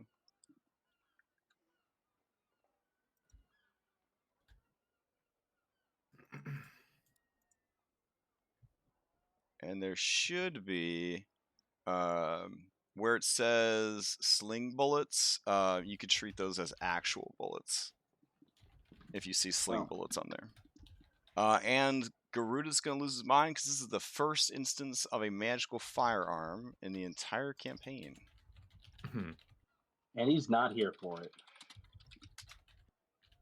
Oh yeah. That's Mintarn breastplate. Well, I don't see why he would want it. So. Gull's Gambit. Adamantine, very good pick. Oh, what's a tentacle rod? That's on brand. Giant Slayer Greatsword. Ooh. That's a nice item. Chris, do you mind telling me how much gold Garuda has on his character sheet? Yeah, hold on. 9 life stealer. This is not the most well-maintained character sheet. I don't want to shame anybody, but he has listed for his money. He's terrible. He has listed for his money -25 gold. So I am going to honor that. Yes. I really want to. As I want to well see the we sheet. should. Yeah. Abysmal. Here, My- I'll. Character sheet. Show me, please. I love seeing other people's bad shit. What the? I've never seen that before. I guess as you kind of rifle through his fanny pack, and you command it gold, and just like a crumpled yellow post-it note with like fuzz stuck to the sticky part, and then written in like charcoal crayon is IOU 25 gold dash Garuda. Overdraft. Yeah. He- Yeah. Oh.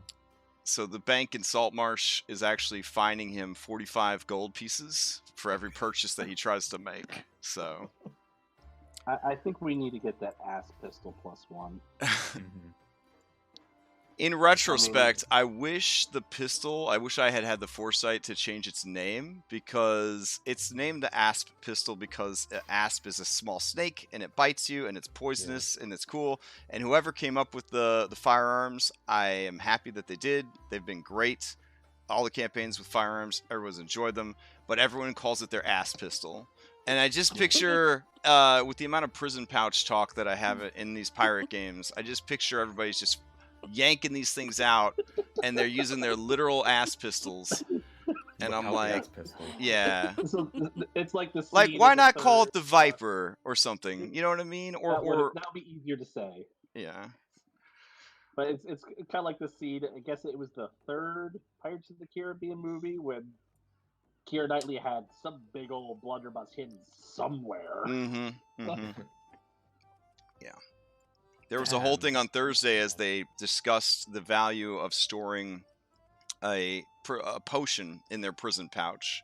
And then, if you were in danger, and you could smash it by clenching your butt cheeks and gain the benefits of a healing potion. Would you though? I feel like would that have glass shards? Yeah. In your rectum. But what actually stopped them was I said that they wouldn't be able to use their prison pouch for anything else. And that was the only deterrent. So, yeah. Anywho, let's talk about let's talk about Mintarn, shall we? Mintarn is actually pretty big. It is governed by a tyrannical dictator who is in good standing with his people. Let's see. Every 5 or 6 years, a new tyrant can try and challenge him for absolute control over the region. But none have been successful. This guy has held the position for quite some time. The art that is provided for him is from a D&D video game, which is kind of retro. So I kind of feel like I'm going to honor that, and that's what we'll use for his miniature if you decide to fight him. So... If. Maybe that works. All right. So let me throw that art up so you can at least see what we're dealing with here. Crits become normal hits. Oh, yeah. So adamantium armor, right? Yeah. In order to honor the difficulty of these cards, the adamantium would give you essentially a death saving throw to avoid criticals.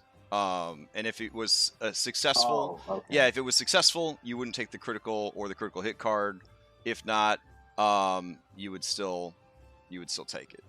So not nearly as valuable as they used to be, but yeah. So how would that work for Pietro? Because I'm wearing the Terry. So would I still be taking critical? Would it still be like a failed death saving throw? You get whether you're awake or not. The adamantium armor would still protect you. You'd still get to make that death save against. Yeah, I mean, a death save isn't always used to save against death. Sometimes the death save is used to represent a very difficult save that is neutral across your stats. For example. Lycanthropy is very powerful, and I also don't like to take away player agency if they, for whatever reason, think becoming a lycanthrop is a good idea, which, by the way, it's not. So what I do is, if you are afflicted with lycanthropy, you have to survive the process of turning into a lycanthrope. Same thing for vampirism and stuff like that. So I would just have them make a saving throw against death, with success meaning they made it, and with death meaning they just fucking died. So there are times where like a saving throw against death is more than just the stabilization minigame. So, but yeah, thank you for asking about that. I left it on there. I was debating just removing it altogether, but because it kind of like breaks like the whole critical hit deck system. So the compromise is to leave it in, but essentially you have a 55% chance of ignoring a critical hit, which is still pretty fucking nice. It is, but I don't know if I want to. Especially if you spec for death saves, because saving throw against death is still a saving throw. So a ring of protection, things like that, they would all bolster that saving throw. I see. Or I don't know, having a 20 charisma paladin around. That we've all been there. So it was nice, actually. Yeah. It was really nice. So definitely stuff to think about. Let's pull this one in here. Oh no, I did the wrong freaking window. It's alright. I just need like 17 more monitors and I'll be good. Just like 17 more. There's never enough. Yeah, I could build a whole room out of monitors and it still wouldn't be enough monitors. No, I get you. Yeah. Normally I do like if I know you're going to be going to a town, I do like a really nice like travel brochure style thing, but when I mentioned Mintarn on the way Mintarn on the way past it, you guys were just kind of like meh. So I was like, oh, okay, we're not going to have to worry about that place. So check this dude out. Oh, yeah. You going to take this guy on? You going to try to take this guy's pirate nation? I don't think so. I don't think so. Give it a shot. Yeah. This guy. I don't know if I could look at him. Yeah. This guy will. He's pointing at you right now. Powerful. Yeah. I guess your first exposure, you would see him in one of those like Uncle Sam-esque posters, and it's like, I want you to honor neutral ground policy. Like as you arrive at the docks, basically, there's posters of him doing that. Yeah. This is the lady that runs Gulls and Gambits. I did not add her to the actual shop description, but she'll load in any time now, maybe. There we go. Looking very like basic, hot pirate, I guess, or not. And yeah, the town itself. It is very much got the aesthetic of made out of ships. Why waste them kind of thing. Like, come on down to Johnny's used shipyard. We'll buy any ship, any condition kind of deal. And they basically repurpose the ships into more building materials. The island itself does not generate too much of its own resources. Again, Las Vegas, basically. So they don't have like, their own like farms and things like that. They sort of rely on import-export business, and essentially they make their money as a diplomatic nation, essentially. That being said, it would probably be, after all these hundreds of years, a good bet to assume that most of the island has been, resource-wise, has been sort of hollowed out and taken at this point. So they are definitely reliant on people coming and going. They do maintain tree farms, though. So that isn't a local industry, because they want to be able to build and repair ships, which is another one of their services and trades that they have. So basically, any indigenous industry is based around ships, shipping, import, export, lumber, that sort of thing, to give you a better idea of the town. All right. Oh, and fun trivia fact that you would know, Afra. Tarn Heel does have a history with a certain civil rights activist, Dritz Duerden. Mm. Yeah. And is said to have survived a duel against him. Ow. So if there's any doubt as to what kind of swordsman this guy is, he apparently fought Dritz Duerden to a stalemate. Damn, look at him go. Yeah. As you could tell, obviously, by his incredibly intimidating character art. Yeah, this guy's no joke. All right. So, what business do you have in town? The general, you're going to try to get the ship repaired? Or are you just going to basically purchase some time at the dry dock and have your own people repair it? Or are you going to hire the locals to do it? I mean, it seems like I'd they're like to willing see just the buy. cost of all options. Okay, fair enough.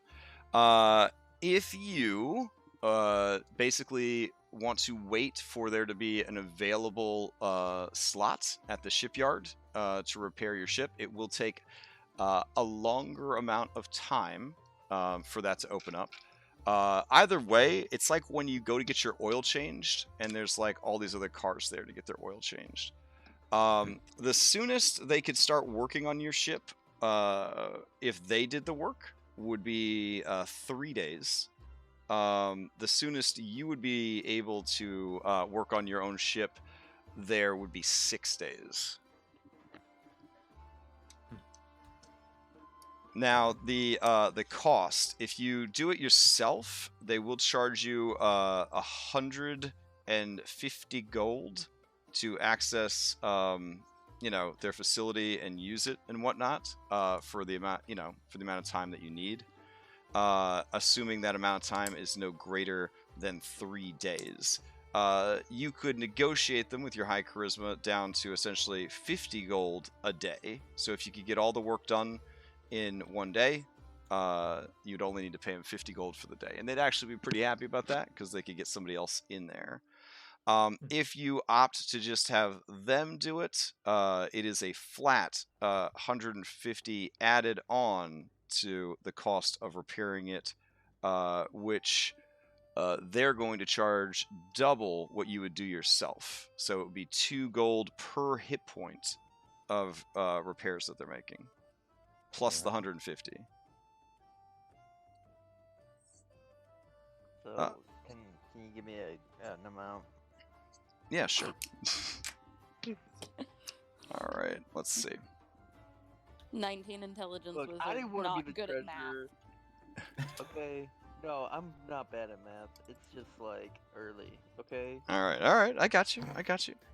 All right, let's see. It's 110. afternoon, actually. It's 11 a.m. Just play on. Okay. Okay. Time travel. Is it? Look, I could've Yeah. been the treasurer. Just saying. Yeah, I could have been, but then I couldn't be on Facebook while we play. All right, let's see. Listen to that. Okay. Also, Willow, did you take the coral plate from grandfather? No. I don't think we've had the discussion yet. Oh yeah, I- go ahead and have that discussion real quick while I I'll play. math out some bills. I mean, what is it? Heavy armor rare. Armor is made entirely of enhanced coral, which gives its toughness equal to most metals. mhm. While attuned, you get a swim speed equal to your speed, and you do not have disadvantage for using weapons that are not spears or crossbows underwater. I see. So, what have I got? I've got plate armor on at the moment. Yeah, but it had a hole Is it punch in basic? it, courtesy It of also the it does require attunement. Is it What, basic the- bitch plate? Yes. Okay, we'll take the coral armor then. Sure. Also, that means if I've got the coral plate, I don't need the ring. And the coral plate, if you care about aesthetics, when it's not wet, it just looks like you're wearing some like spiky, like grayish brown edgelord armor made out of like stone. But when you get it wet, you go like full bioluminescent rave. I like it. Yeah. Rave cleric. I Alright, posted yeah, I'll take the- All right, so your estimates come in from the mechanic, essentially. With a 7 to 8 day turnaround, you are looking at 240 to 290 gold to repair both ships. And that's if you have all of your people.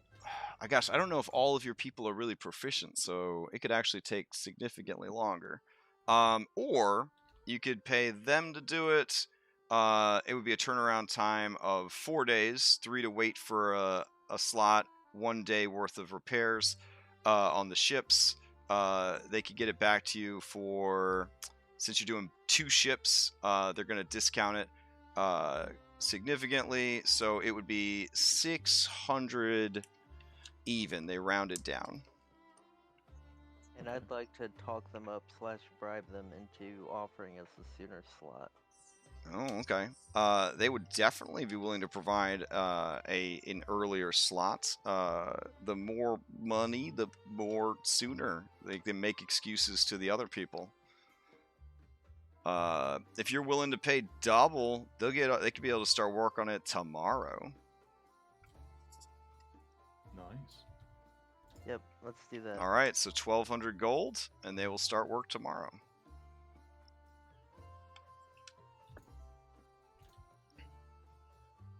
Alrighty. So, with that being settled, you So are now 1,200 total. Yep, 1,200 even.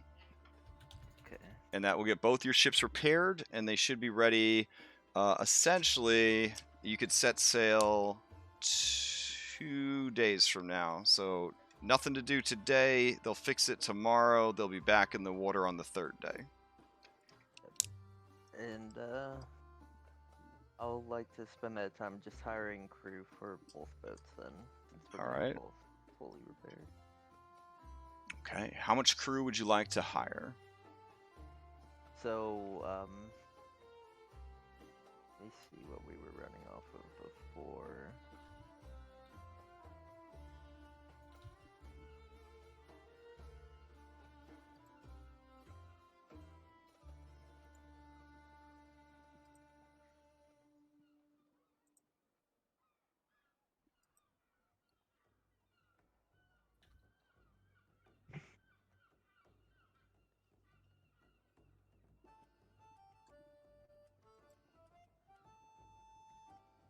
And let me update your calendar real quick.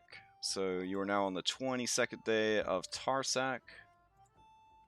The weather is clear. And today, tomorrow, so on the 24th of Tarsak, you should be ready to set sail with 2 ships. If you want to minimally crew both ships and still have them able to function when you guys are not around, you'll need to hire, 25 people? It's a lot of people. Yeah. And then you do need to keep in mind that the other ship will require officers, so you will need to hire for those positions as well. It's lost its, Well, we can use Bloody Bjorn. He has been loyal this entire time. Elevate. Promote within. Reward loyalty. Yeah. I think we should go over a bit. Let's say we hire 29 then. Okay. We need 9 for the last crew. And then let's just put 20 on the other. Sound good? Sounds good to me, yeah.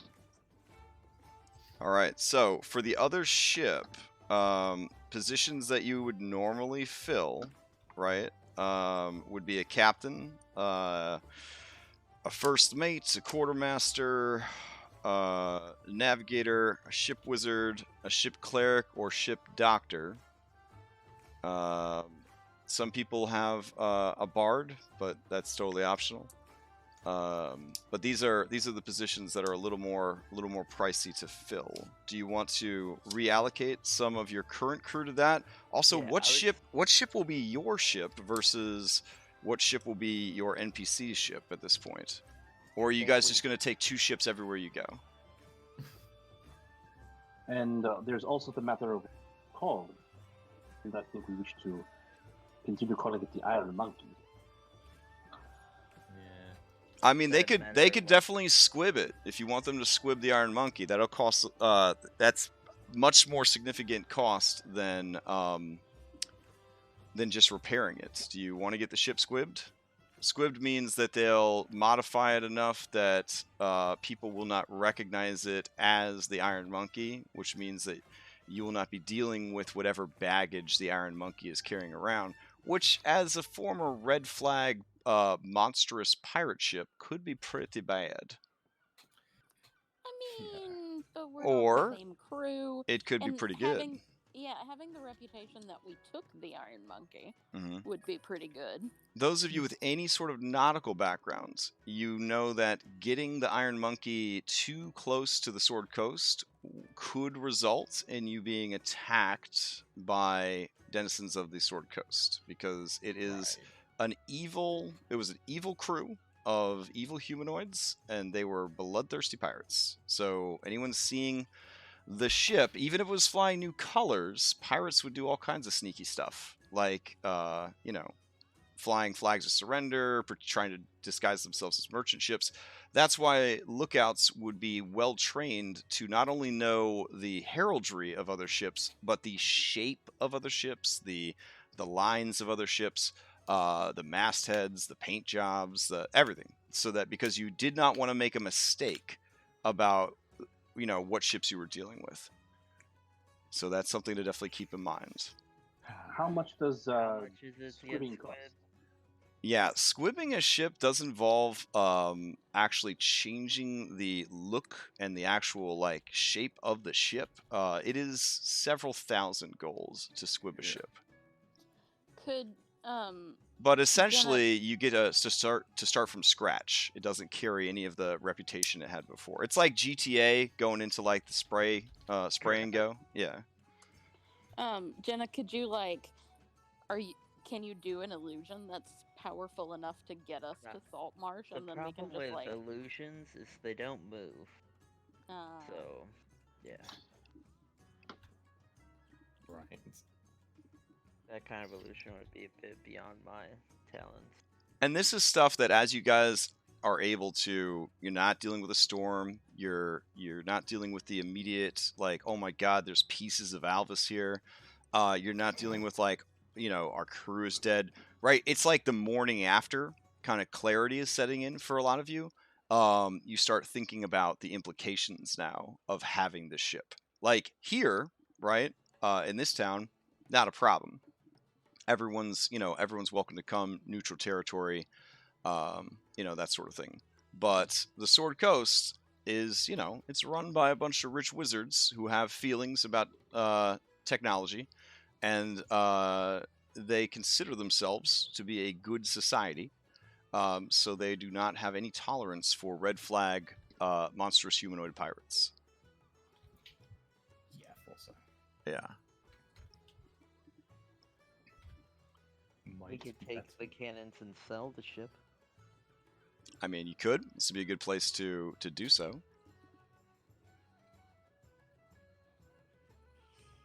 We Yeah. have a lot of money, and we wouldn't have Squibbing to it doesn't. I don't see. The thing is, like, if we invest in squibbing it, I don't really see it outputting that return.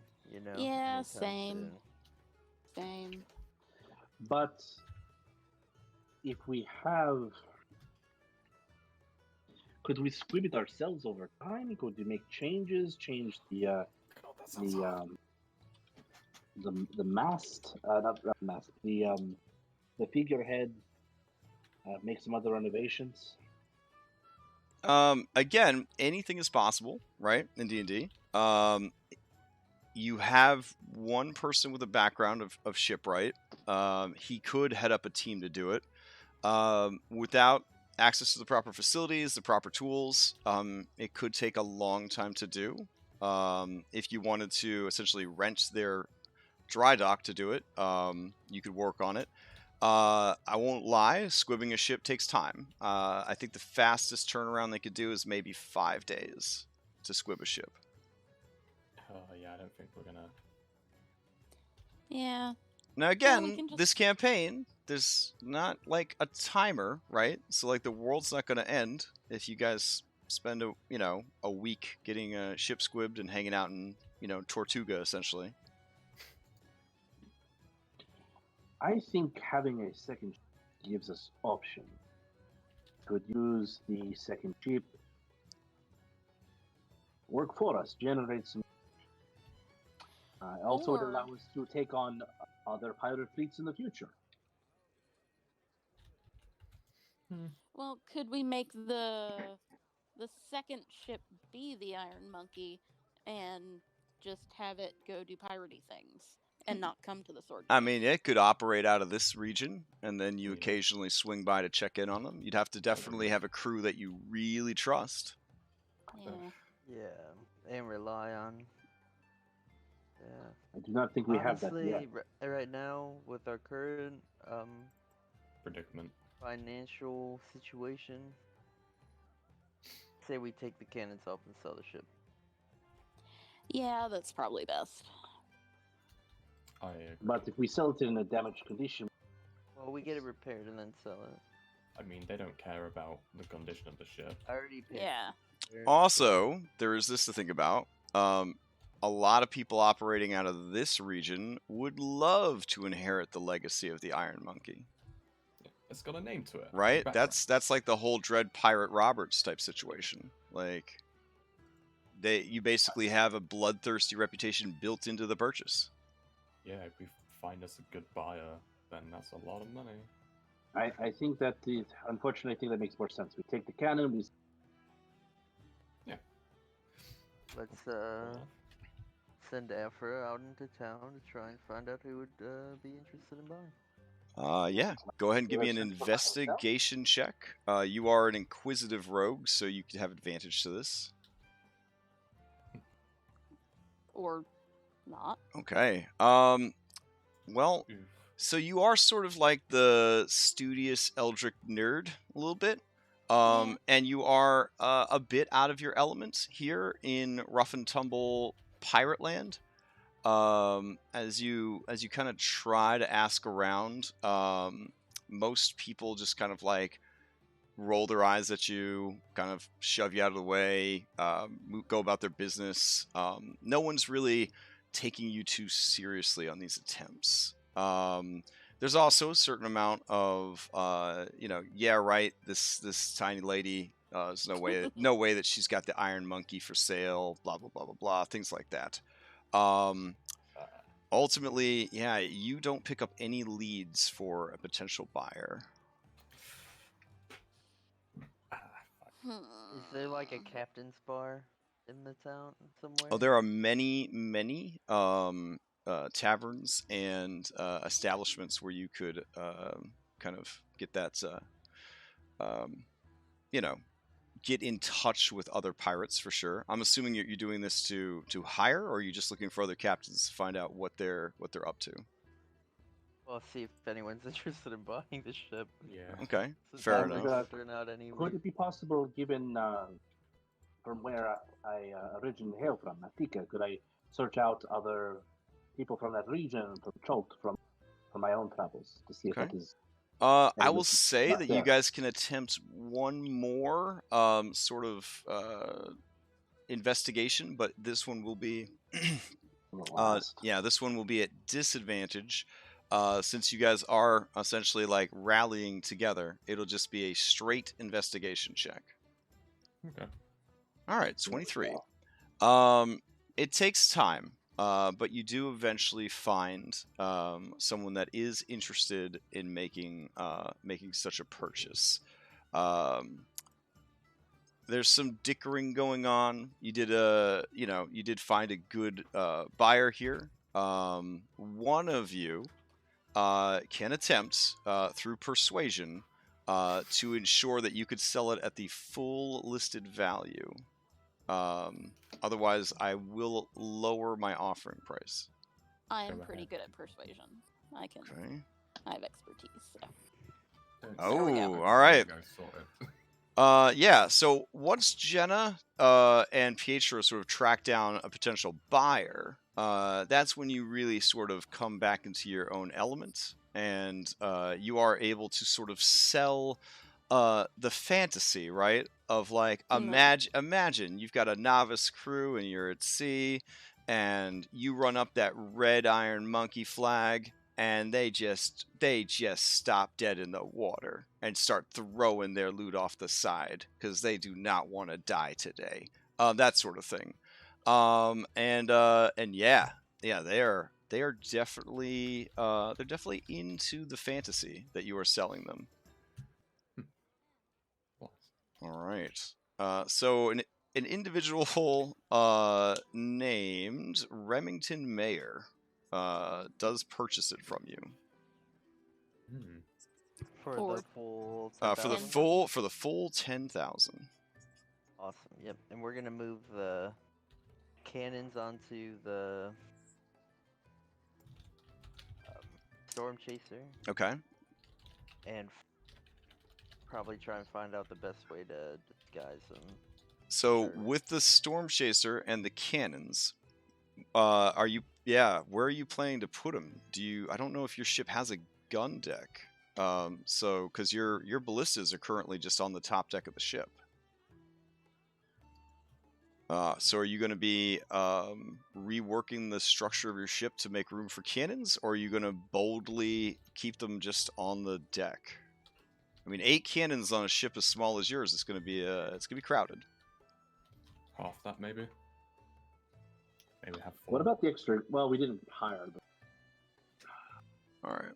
So let's go over. I mean, all this is sort of wibbly wobbly, timey wimey, right? As you guys are hiring, selling, waiting for repairs, debating, if you wanted to squib or not, all that jazz. You guys should on this map be able to see inside of buildings. Yes or no? Yeah. Okay. Yes. All right. So bilge is a throwaway. Like that's not even a thing that you can work with. But you have your area down here. This is essentially above decks, right? This map right here, it's above decks. And there's the ship itself. Like, you could easily get pivot mounts for 4 cannons and keep them there. You could probably fit the other 4 cannons in these locations that I'm marking here. Like here.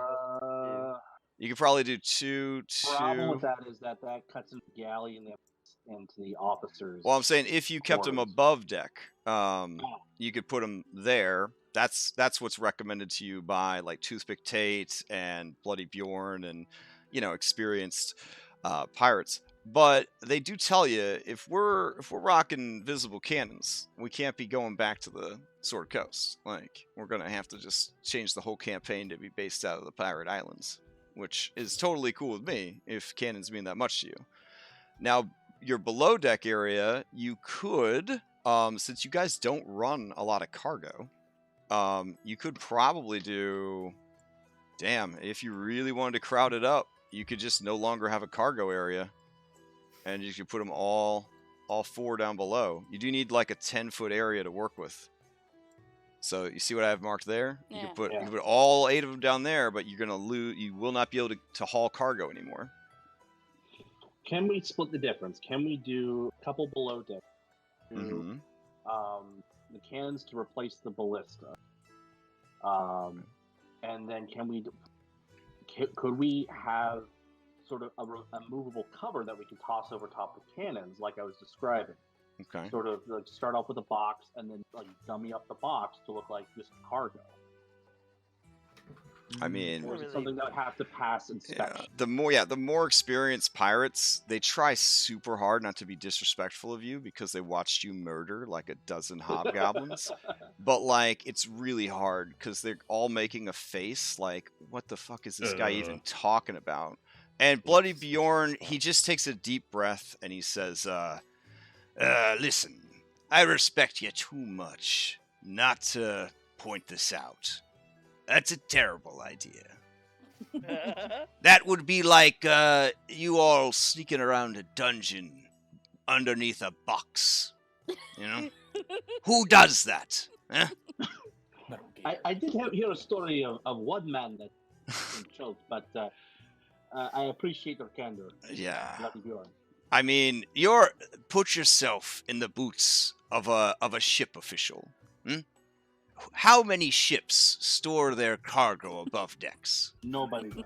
In the same place what they usually would have their siege weapons. And they look and they say, oh, I bet there's nothing under those boxes. Damn, he's one sassy boy. I like him. Let's put him below decks. On the shoulder for that, and I tug on his beard and I slap him gently and say, "Good point." All right. Having worked under Snake Eyes Sigma, there was a little tenseness as he waited for you to like spit poison into his face or something. He takes the roughhousing well and kind of like smashes his forehead against your forehead sort of thing, and laughs it off. So. Since we're here, how much would a bigger ship cost? Oh. Maybe we'll sell the Storm Chaser too. Oh my. All right. Upgrade. Man, Alvis did pick a good day to sleep in. Or to get his sleep, I should say. Let me grab the information. Yeah, that might not be a bad idea. Only thing is, we're not going to be as fast. I will say this ship has Millennium Falcon powers. It is your plot ship, so it breaks the rules in that it is way faster than any ship that you're going to find, despite being a hunk of junk. It's a very that sort of situation.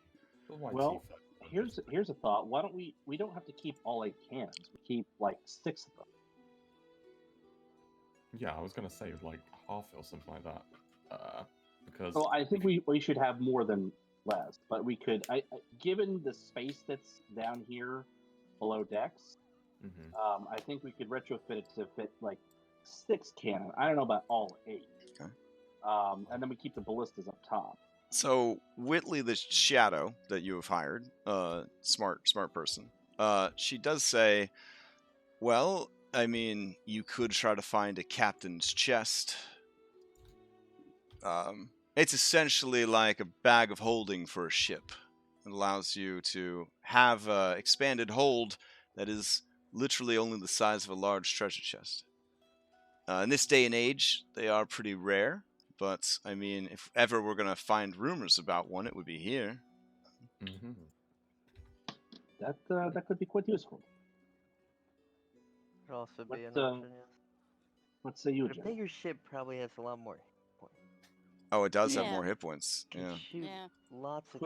Can we increase the armor of our ship without? Oh, you could totally pimp your existing ship. Yeah. Oh, yeah. Oh, guys. I mean, you think I would give you a bunch of money without having an easy way to tax it back from you? Come on. All right. Let's see. Ship. Galleys. Yeah. Oh, could you? Oh, you could do a galley. You need a crew of 80 people. Cargo capacity 150 tons. But only goes 4 miles per hour. But it does have, let's see, 500 hit points. Damn. Yeah, that is 2.5 times what you currently have. Yeah. Yeah. Yeah, that would be pretty hype. They are a little priced though. Trying to get you the actual price on them. I think that is kind of the step up from where you guys are currently at, though. Would be a galley. A sloop. Yeah. All right. Let me see. All right. Will Definitely that, discuss as I try to dig up all this information. I did not anticipate ring of buying swimming, a that ship piece. today. I'm trying my best here. Let's see. That ring of swimming, that'll go back into the collective equipment. Anybody? Nice. It would be pretty nice, but I do like the speed element, and if we have secret cannons, that gives us an advantage. Just Like- run away. Yeah, it would be nice to figure out to what extent we could upgrade the current ship. I was gonna say. I was I about mean, to to say. be also, honest, the whole novel element of the Millennial Falcon, it goes right through. It goes right by me. Captain of a galley. Now that is something to another novel element. be proud of. Harrison Also Ford would be makes us a disappointed in you. target. Oh. We Yes. have a 500 hit point ship. Let them come. Like Mm, you saw what cannons can do.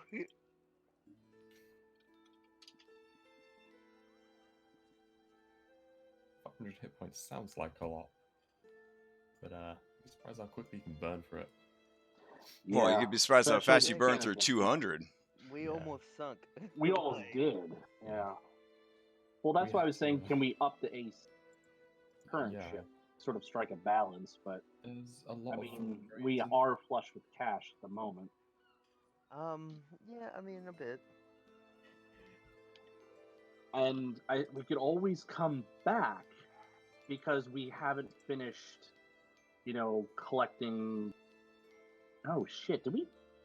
We can't collect on the bounty of knocking out the Iron Monkey because we have no What do you proof. mean? We have the parts of his body. Yeah. Do we? Yeah, Okay. you've got his bisected body. Just kind of be like, Alright. oh, hey, here you go. I can't imagine Yeah. it's gonna fetch much, but I mean, it'll still prove that you killed him. Yeah. yeah. But I mean, we could always, we don't have to commit right this second. We can resupply and then come back and buy a new ship Basically. later on. Yeah, I agree with that. I mean, I think we need to hear out all of our options, Yeah, that's what I'm saying. Let's look at our options. but we don't have to commit today. Okay. But something that might be good is if we can up our AC today. That might help if we run into something. Think about how much room Willie would have to plan a galley, though. Mm-hmm. He'd have a whole playroom. We'd have, There we go. various decks of the ship. We've got the bilge, we've got the top deck, we've got the hold, we've got the willy deck, all kinds of things. So, from a sloop, you could upgrade to a schooner. It's basically the same as a sloop. What am I saying? Just requires more crew to operate and it's slightly bigger. But maybe you want to do a schooner. You could upgrade to a schooner. It'd be a little bit slower. It'd be a little bit bigger.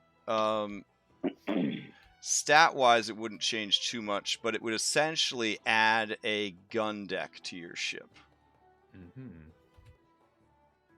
So, you'd be 1 mile per hour slower. You'd still only have 15 armor class at 200 HP. You would require 30 crew to operate instead of 20. But everything else would be the same. Damage threshold would be the same. Ram damage would be the same. That would all be the same. Okay. If you wanted to go better than a schooner, I believe the next step up would be a frigate. So let's see. A frigate would be... yeah, that would be about 6 miles per hour, maybe. Maybe 5, depending on the model. But a frigate, you would need, I think, 20 crew for it. That's not too bad. It can hold twice as much cargo as you currently have. It has an AC of 15,300 hit points, a higher damage threshold. That's important. In 5th edition D&D, damage threshold basically means if you don't take this much or more damage, you don't take any damage. And the damage threshold of your current ship and a schooner is only a 10. The damage threshold of a frigate would be 15. Frigate is also pretty big, so it has more slots, essentially, for upgrading as well.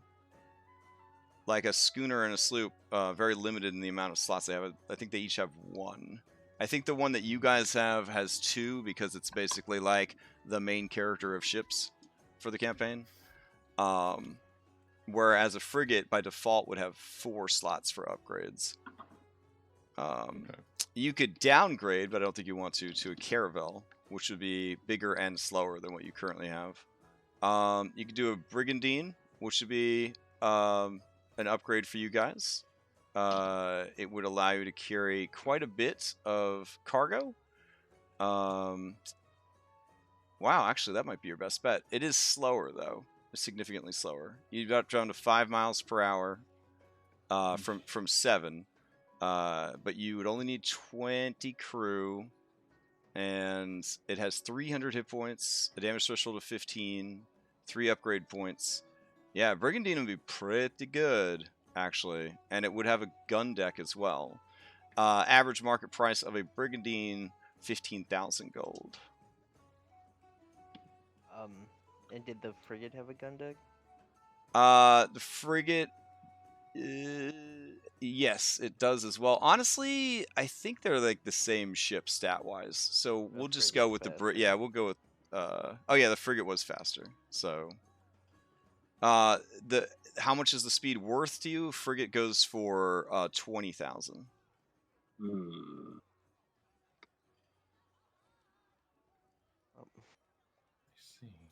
And the frigate has 1 additional upgrade point. So it's faster and has an additional upgrade point. That's the difference between the Brigandine and the frigate. At least according to Dungeons & Dragons. I know that, it's sort of like a mushroom is not a plant, but it's a plant in Dungeons & Dragons. We just kind of will accept what it says in some of these situations. Okay. I mean, if you want to go even higher, a galleon is pretty sweet, as we've already discussed. It will set you back 45,000 gold. I think we're going to have to work up to that. And actually, the information I gave you earlier about a galleon, I found my expanded list of ships, which is way more detailed and has more options than the Ghost of Saltmarsh. A galleon actually has 900 hit points. Oh wow! Yeah, and a damage threshold of 25. A galleon does represent the best purchasable ship you could get until you start going into galleon 4th rate, 3rd rate, 2nd rate, 1st rate sort of situation. Essentially, a 1st rate galleon is the best you could get. It's a massive ass ship. Starts at 50,000 gold, has 1,000 hit points. Jeez. Yeah. All right. A lot to think about. I say we upgrade to a frigate, but I don't think we can manage that. Actually. Well, I mean, actually, we can manage it. So right now, we liquidate everything. Our party wealth is 23,000. We also sell the Storm Chaser as the fastest ship on the seas, and get money for that. So that would put us probably around like 10,000 sitting after we buy the frigate, I think. But are we basically foregoing our shares of did for getting the new ship? I mean, there'd still be like some money to go around. Okay. Oh, look at that. All of this information that I was searching all over for is in the ship's combat and travel document, which I can link. And they have all of the stuff actually rounded out and balanced. So let me link that to you in chat real quick. If you go down to ship's health and status, average ship sizes and speeds is what you want. So I'll put that in, I don't know, strategy? Does that work for you guys? Okay. Yeah, sure. I think the biggest question of all, though, is like, do we need a new ship? Well, I mean, Well, I'd like to see what what upgrades are available. Okay. I think like the most important thing is we need a gun deck so we can store the cannons. Yeah. Alright. Oh, God, excuse me. Alright, so let's see. Upgrades. Alright, so some of the upgrades that you can get for a ship. Structural upgrades. Armor plating. Doesn't increase armor class, it increases damage threshold. That's really good. Yeah, we got concealed weapon port. So you can a concealed weapon port can only be recognized with a successful perception check. Only 100 gold per port to make them. Glass bottom. I mean, that's. I mean, I guess I could see that in Dungeons and Dragons being a thing. You get glass steel bottom to your boats because glass steel is an actual material in Dungeons and Dragons. It's very expensive though. 5% of the base cost of the ship per 10 square feet of glass. Increased cargo capacity. Moon pool. That's hype. A moon pool is like in the sci-fi movies where they're exploring under the ocean. It allows you to like go into the underwater area through your own ship. Obviously, that does have some problems if undersea creatures are trying to get into your ship and they discover the moon pool. There's obviously a cover that you would use to keep it closed, but that's a thing you could have. You could pimp out your ram, so it would do more ram damage, and then have the damage that you guys take, which is kind of cool. Rapid deployment sails. Okay, pretty cool. Silk sails. Smuggling compartments, room upgrades, a better armory, a better captain's quarters. Oh wow, a better captain's quarters. A captain with better captain's quarters gains a +2 to all ability checks made to command their crew. In addition, any crew actively attempting to protect the life of the captain add a 1d4 to all of their attack rolls to hit. That's pretty neat. There's an enchantment room, a fancy cabin, a jail, laboratory, library, mage's sanctum, a better mess hall, officers' quarters, passengers' cabin, planar expansion. So that's the captain's chest I was talking about. If you don't want to find one, you could see if you could get one made, or see if you could purchase one. They start at 20,000 gold.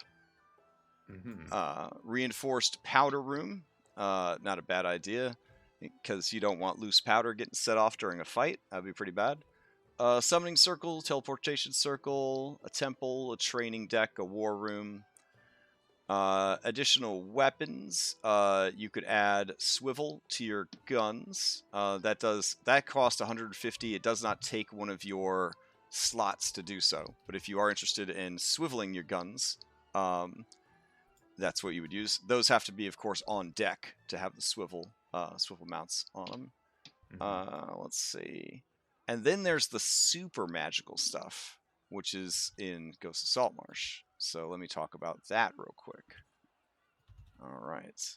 Superior ship upgrades.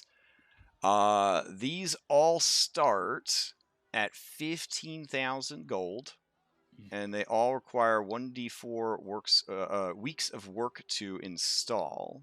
but they are, in my opinion, some of them so broken.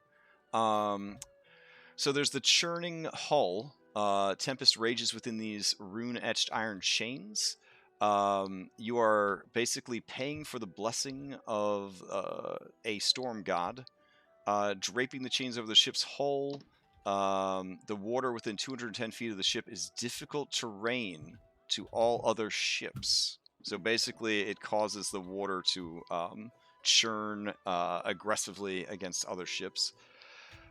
Death Vessel, crafted with materials harvested from the Shadowfell.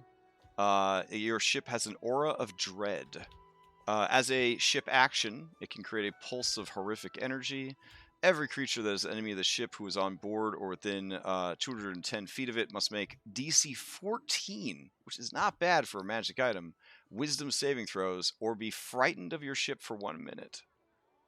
Nice. Yeah. Of course, if they make the save, they're immune for 24 hours. Yeah. It also does not give them... It does not give them a new saving throw. They are frightened for 1 full minute. There's no repeat saving throw. And it can be used every 1d4 hours. Frost-locked hull. Basically, the front of your ship looks like it's made... Oh, sorry. The front of your ship is replaced with supernatural ice, drawn from the parallel plane of ice. Your ship becomes immune to cold damage, but vulnerable to fire damage. Maybe in the sea of moving ice, but yeah. No. The ship can also move its normal speed over ice and through ice and snow. That's kind of hype. Let's see. Living Vessel. They could basically replace the wood of your ship with living wood. That's they would have to get Eladrin to come over from the Feywild to do so. Essentially, the ship would gain a +2 bonus to its Constitution checks and saving throws. And as long as it has 1 hit point, get ready, it regenerates 10 hit points every minute. Nice. Oh, wow. Oh. And the ship's alive, so if you ever got Awaken, you could awaken your ship. Which, I want to do that. yeah, that sounds like something straight out of that anime pirate show. Farscape. Oh, yeah, I'm Farscape too. thinking like Divinity. There is Reinforced Hull, which we already talked about. This is a different version. Get ready for this shit. It will double your maximum hit points. So if you had a galley with a Reinforced Hull, it would have 1,800 hit points. Spicy. That is a That's nice cool. ship. Nice That's ship. cool. Yeah. Vigilant Watch, a row of crystal orbs, each filled with a viscous liquid, and a beholder's eyeball is mounted on the ship's hull. Invisible creatures are rendered visible while on the ship or within 120 feet of it. Movement upgrades. Clockwork oars. Better than slaves, because slaves are bad. You could use a combination of magic and clockwork. The oars on the ship require only 1 crew member to George Jetson that thing by pushing a button to activate them. That's hilarious. All right. Ever full sails. These billowing sails are woven from clouds, directly from the elemental plane of air. Wind whips and whistles around them, allowing the ship to move... wow, very fast. Oh my goodness. Okay, that's pretty good. So any ship could catch up to this ship if they had ever full sails. That's amazing. But I'm guessing ever full sails are pretty expensive. All of these have a base price of 15,000 gold. With a downtime of 1d4 weeks to find the appropriate people, have them come with their team of specialists, install them. These are like the super crazy ones. The first list I gave you, those are ones that could be done probably in a week or less, no problem. Sometimes a day, depending on how simple they are. Defiant sails. These sails glitter with a fine coat of mithril, treated with abjuration magic. When these sails are unfurled, ranged weapon attacks against the ship and anyone on board it are made with disadvantage. This doesn't protect you against anyone that has boarded the ship. Dragon sails. These sails are made from dragon scales. All those adventurers who actually bothered to sell dragon scales, they actually get used for stuff. These sails make them more resistant to damage. The sails give you a +3 to your ship's armor class, and they have resistance to damage based on the type of scales that were used to make them. Screaming sails. These sails scream like a group of banshees. So it is another fear effect. I guess if you really wanted to be spooky, you could combine them with the other enchantment. They cause psychic damage and frightening. Keep in mind that your basic pirate only has 11 hit points, and these sails deal 4d6 psychic damage. So you just roll up on another ship and kill half of them, like, before the fight even starts. But once it's been used, it can't be used for 2d6 hours. That doesn't seem like a long time.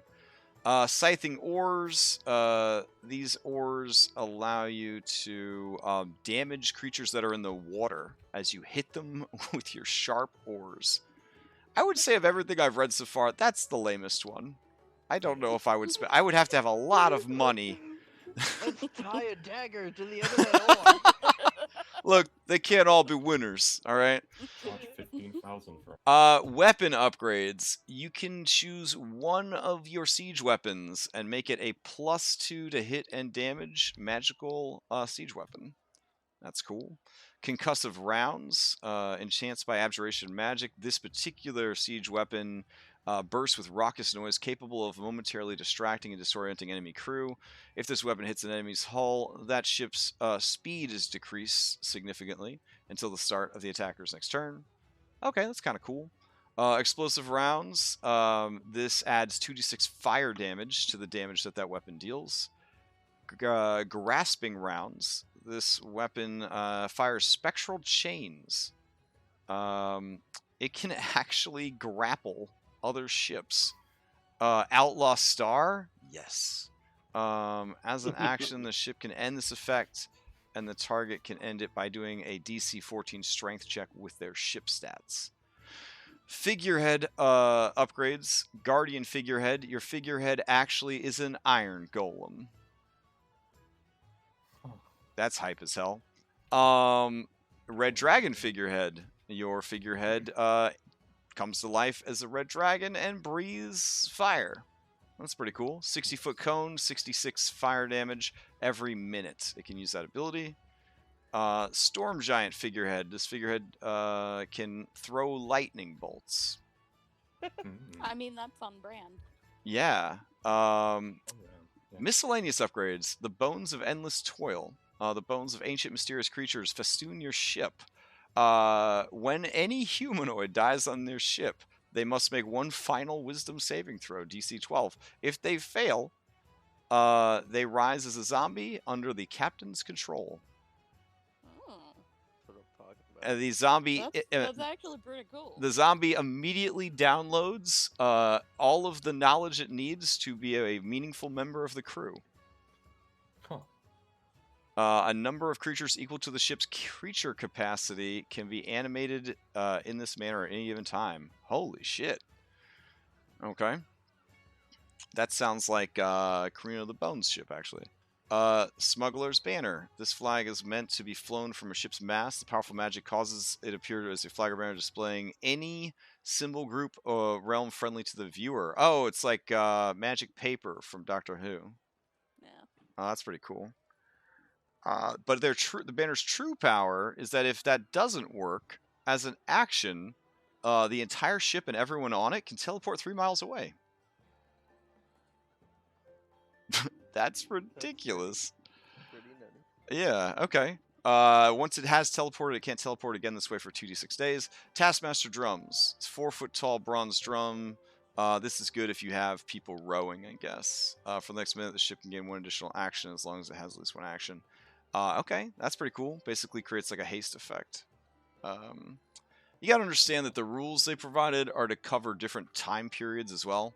So if you're like running a game in like ancient Egypt or whatever, you're obviously not gonna have like more modern ships. So you're gonna have a lot of like rowing stuff. Viking campaign, same deal. You're gonna have long ships and stuff instead. So not everything is gonna be comparable to each other.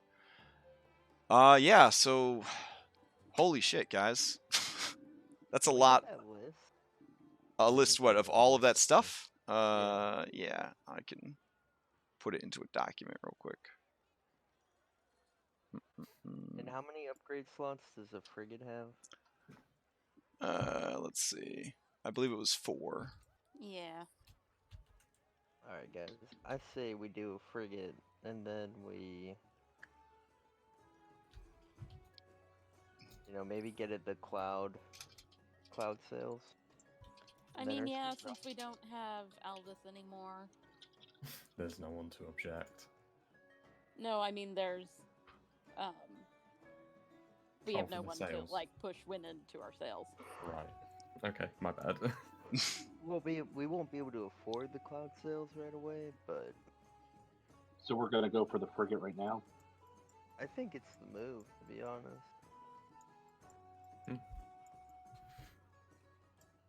I mean, serious question. I mean, do we think we're going to be doing more sea-based things, or do you think we're going to be doing some stuff on land? Because there is that matter, the Duchess of Dagger. Well, again, if you want to stay on script, the like all 7 of the Saltmarsh adventures, like the official adventures, right? They all have to do with the water. Now there's a bunch of extra stuff that I added to bring it in. Also, the Evil Tides of Saltmarsh, the Evil Tides adventure path that I mashed in here. Almost all of that has to do with the water as well. So, well, I'm not saying we abandon the water. An assassination mission, one that's going to net us a lot more to do things with, and 2, that is something that we can potentially pursue without needing to upgrade the ship. I think this was an excellent stop to find out what come back and make some changes, but I don't think we are in a position where we have to make changes right the second beyond what... No, I think the issue is one of our members really wants cannons, and honestly, after seeing the cannons, I really want the cannons, but we don't have a gun deck.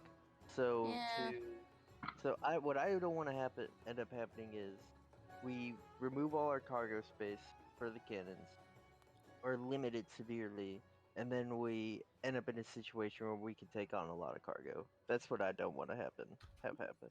Right, and I'm not suggesting that we let this linger. I feel like if we can make our next priority the assassination, then I don't think we'll be in a position where we're gonna be like, oh well, we need this company. Well, but also I think, I mean, we have the money to get the better ship now. We could upgrade our ship some, but I mean, I think that would be a waste of money to upgrade the existing ship. I think we should get a better ship. But wow, there's like one tier down the cheek of of your ship as you say you need a better ship, but it's fine. It's been an excellent ship. we've got history, but it's a ship. Right now the only history the ship has is that it is used by privateers out of Saltmarsh, and honestly, you haven't really done too much with it. So, some people might view that as an opportunity to A, infiltrate Saltmarsh, B, use that to their, advantage further up or down the coast, or C, hey, we don't have to pay to squib it because it doesn't have a reputation that we need to get rid of, which would be, for a lot of people, a benefit. See, my thing is, after we do the Duchess of Daggerport thing, I don't really see us getting a frigate, even though that pays out a lot. No, we jump up to a galleon. Or a galleon, I mean. But like... Yeah, that would literally be the entire, like, that mission, Prime Water offered us 50k, a galleon costs 45. Yeah, that would be all. We couldn't do any upgrades, and we would have to pay to crew it, which is a lot. Okay. So we're scrapping the galleon plan for now? Also, I wouldn't want to get... I mean, it's kind of confusing. I mean, there's no perfect situation here. I'm just trying to play a little bit of devil's advocate, is all. I'm not trying to be a dick. I'm sorry if I'm as such. No. The galleon's really slow. Like Yeah. really slow. Well, the idea of a galleon is that you're big enough and tough enough that nobody's going to mess with you. Historically, right? The only thing that a galleon would hunt would be other galleons or even slower ships. Like big ass like merchant caravan, essentially of ships. Merchant fleet that's moving kind of slow and protected by bigger, slower ships. For the most part, yeah, like pirates relied on smaller ships that could get in and cause some damage and get away. And part of the benefit of having a galleon as a quote-unquote good guy is that most people didn't try to mess with you because you had an assload of guns and you could take hits and you had a huge crew. So against like a galleon, that's where a pirate fleet would come into play, not just a single ship. That being said, there were pirates that were so successful that the admiral, essentially, would go around in their galleon, and then they would command their fleet.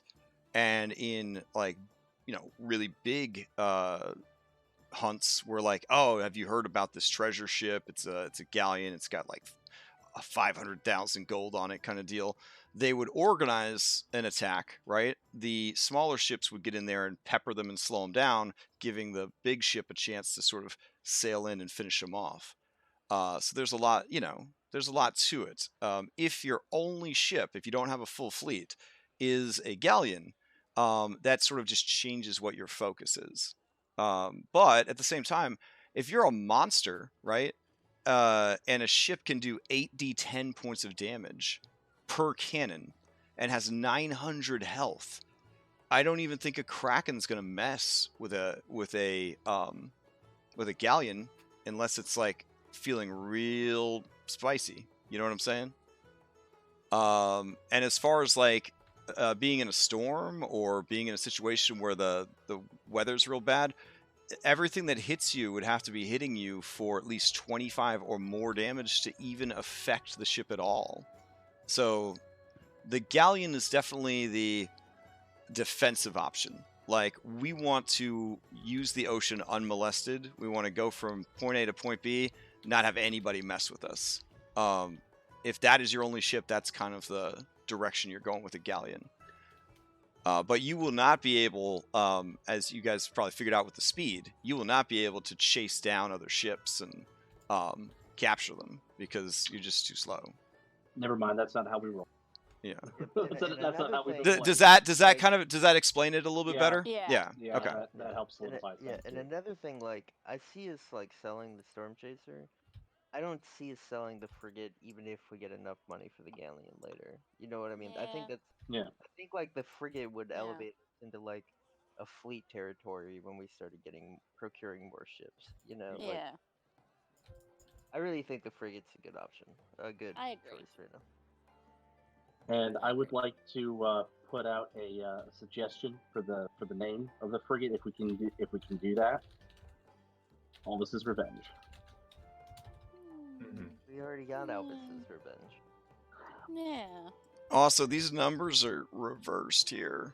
You do not need 225 crew for a frigate. I might need to clean up some of these numbers now that I'm looking at them. So, Perhaps.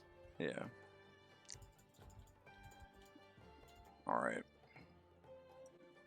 Is the intention to buy a frigate today? Yep, and sell the Storm Chaser. Okay. So selling the Storm Chaser, it's Uggo, but it is it's fast. It has no reputation because didn't Prime Order pay to get this thing squibbed, or did you guys keep the original? No, I think he paid. Yeah. He did, yeah. Yeah, so this got a clean slate. So, and you guys really haven't done much with it, besides taking out the Iron Monkey.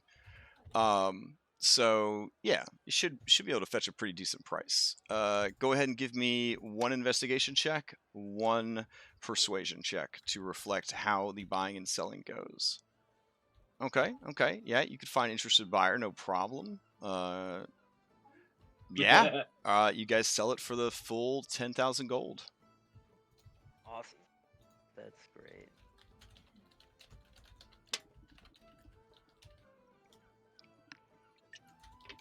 Now let's hope that nobody messes up the roll to find a available frigate to purchase.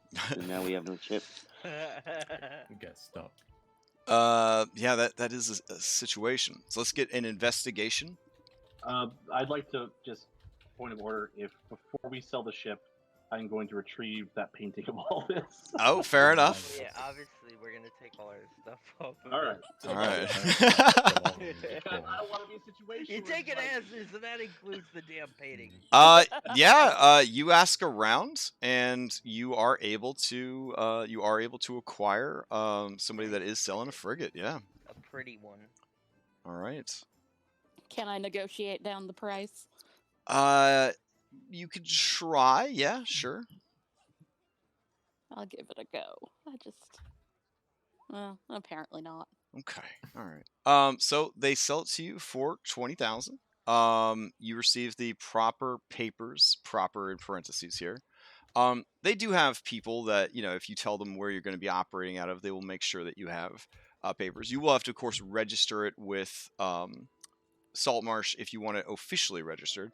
But you could put falsified papers, since you got them out of the essentially Pirate Town, USA. All right. Okay, so you have falsified papers, you have a bigger ship. I will get you a different ship map before next week. Cool. All right, and we'll bid adieu to this guy. This new ship will include a gun deck. While you are taking all of this time to do this, did you want to do any upgrades to the ship, or are you just going to take the frigate as is for now? I think for now we're gonna take it as. Okay. Yeah. All right. So we will assume that time passed to do all this stuff. The repairing, the buying and selling of ships, the dickering, that sort of thing. We will do a full week was spent in Mintarn. Sorry, I keep calling it Mintarn. Mintarn. So a full week was spent in Mintarn, which will put you guys at, and a week in Forgotten Realms is 10 days. So that will put you on the 2nd of Myrtul. The weather is fair, a few clouds, barely any wind. And that is when you guys will roll back into Saltmarsh. Sweet. And we're gonna also hire 11 more crew here. Okay. And then, how much would that Mariner's chainmail +1 sell for? Let me check. I want to see if I can afford that pistol and maybe that scimitar. That scimitar is out of this world. Yeah, Well, it what's the really is. scimitar? What is it? 9 life stealer. Oh, 9 live stealer. Yeah. They are pretty good. Page not found. So assuming it'll steal 9 lives and then stop working. Technically, 10 days passed during the game, so I could also tell you right before you left if the shop had different equipment. That would be interesting, yeah. Mm-hmm. Well, how much did we get for the Mariner's chain? And Yeah, What are we doing I'm with still that trying to get that to load. I have about 4,000 tabs open right now. So. Sure. Jesus. I have a lot we- open too. Are we Like, are we keeping that Falchion or are we gonna sell it? It's a shitty ass, like, it's not shitty, but like, it's just basically just. It doesn't basic do life. anything for you, and it messes up your build. No, not really. You would just are you a 2-weapon fighter? Or sorry, a 2-handed weapon fighter? Either really. Okay. I've set it up so like, if I get rolling that's like 22 AC with a shield or 20 AC without if I've got haste going and stuff like that. So I can go between one-handed and two-handed. Okay. The value of the Moon Touch sword is 500 gold, if you were Ooh. curious. Nice. Okay. And I've made it a thing to ensure that I have got like the light cantrip and the daylight spell for those that cannot see. Okay. So I can cast it and stuff like that. Do you need it, or can I sell it for the party Yeah, sell. inventory? So Okay, I'll sell the. All right. Falchion. The Mariner's armor +1 is actually worth 2,500 gold. Alright, let me do some math. it's pretty good. I'm gonna sell my plate armor because I've got that. Now core remember, plate. magical goods generally retain their value because there's no like equipment wearing out thing on magic items of 5th edition. So it's different than random crap that you find on people, Skyrim style. Also, are we going to keep or are we going to sell those? Were they like superior heal potions that were in like the Tide Pod form? I don't know. I'd We go keep as if that. I were you. I think we should Okay. keep it. I have Yeah. some. Okay. They're all Yeah. healing potions. Yeah, I mean, your alchemist doctor lady wants to know why you don't just put them in a potion bottle full of seawater. That's what we did. Oh, yeah, then you're good to go. Like, you just pour it into your mouth and pop it, and you're having a potion. Like, That was one of the last useful things Alvis did before he died. oh, oh. Um, I mean, he drew the attacks of the enemy captain. That was useful. Yeah, that was huge. Yeah. Well, I mean, other than the heroic battle in which he gave his life for the crew. Oh, yeah, that. I mean, was it for the crew? I think it might have been for yourself. Hey, After what you're kinda trading in some dangerous territory right there. hey, how much gold do you got on you? What kind of weapons are you wielding? Let's see. I have a little over 1,100 gold. Got my +1 hand crossbow, a heavy crossbow, just basic war hammers that I picked up when I thought we might be going up against the skeleton army. I have my +1 scimitar, a couple cool daggers, and my silver daggers. Alright, sell the silvered rapiers, put 1,000 gold in, and I'll buy you that scimitar. 9 life steal. What does it do though? I'll send you what it does. It's pretty. Oh, I didn't count pretty the fucking great. travel time to get back to Saltmarsh. So you guys are actually going to be on the 4th of Mirtul. All right. Okay. 2 questions. One, can I continue to learn Aquan? Yeah, I would say that your business in Mintarn would probably prevent some downtime activity. So Sure. we'll split the difference and say that you guys had 6 days that you could sink into downtime activities outside of monitoring ship repairs, the buying and selling of ships, the interviewing and hiring of crew. Again, it's going to be a whirlwind of activity. Buying and selling of magical items, like all of that's going to take up, quite a bit of time. But in that 12-day span, we'll say half of the days were certainly freed up enough that you could do whatever downtime activities you wanted to work on, whether that was working towards tool or language proficiencies or pursuing some other downtime. And I do have a new tool. Let me see if I can find it for downtime that I have not gotten to try out yet. So that's kind of cool. Okay, so question with that scimitar. So when it says loses the property. It loses the instant kill. It still retains Okay. +2. Oh, okay. So you need me to. So you need 1,000 gold off me, and then. Sell your silvered rapiers. Okay. Do that. That'll be. What? No, that's fine. That's at the same. And the way I see Well, you dual wield the scimitar and your +1 in your offhand.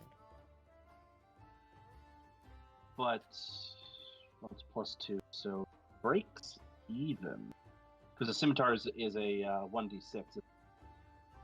Scimitar, yeah, it's 1d6. Trust me, you'd always have the chance to hit. But no, it is better. I'm just working out all the stuff. Okay, so with the rapiers, with them being silver, so I would get 25 gold if I was just selling the regular rapiers. With them being silver, what would I add to the sale price? Silvered adds 100 GP to the value, so you would add 50. That would be an extra 50 to the resale value. Okay. Not bad. And that's just enough to do what we need to do. 75 each. So, Okay. yeah, you'd sell both those. Give me 1k. Then, yeah, go. Okay. Consider them sold.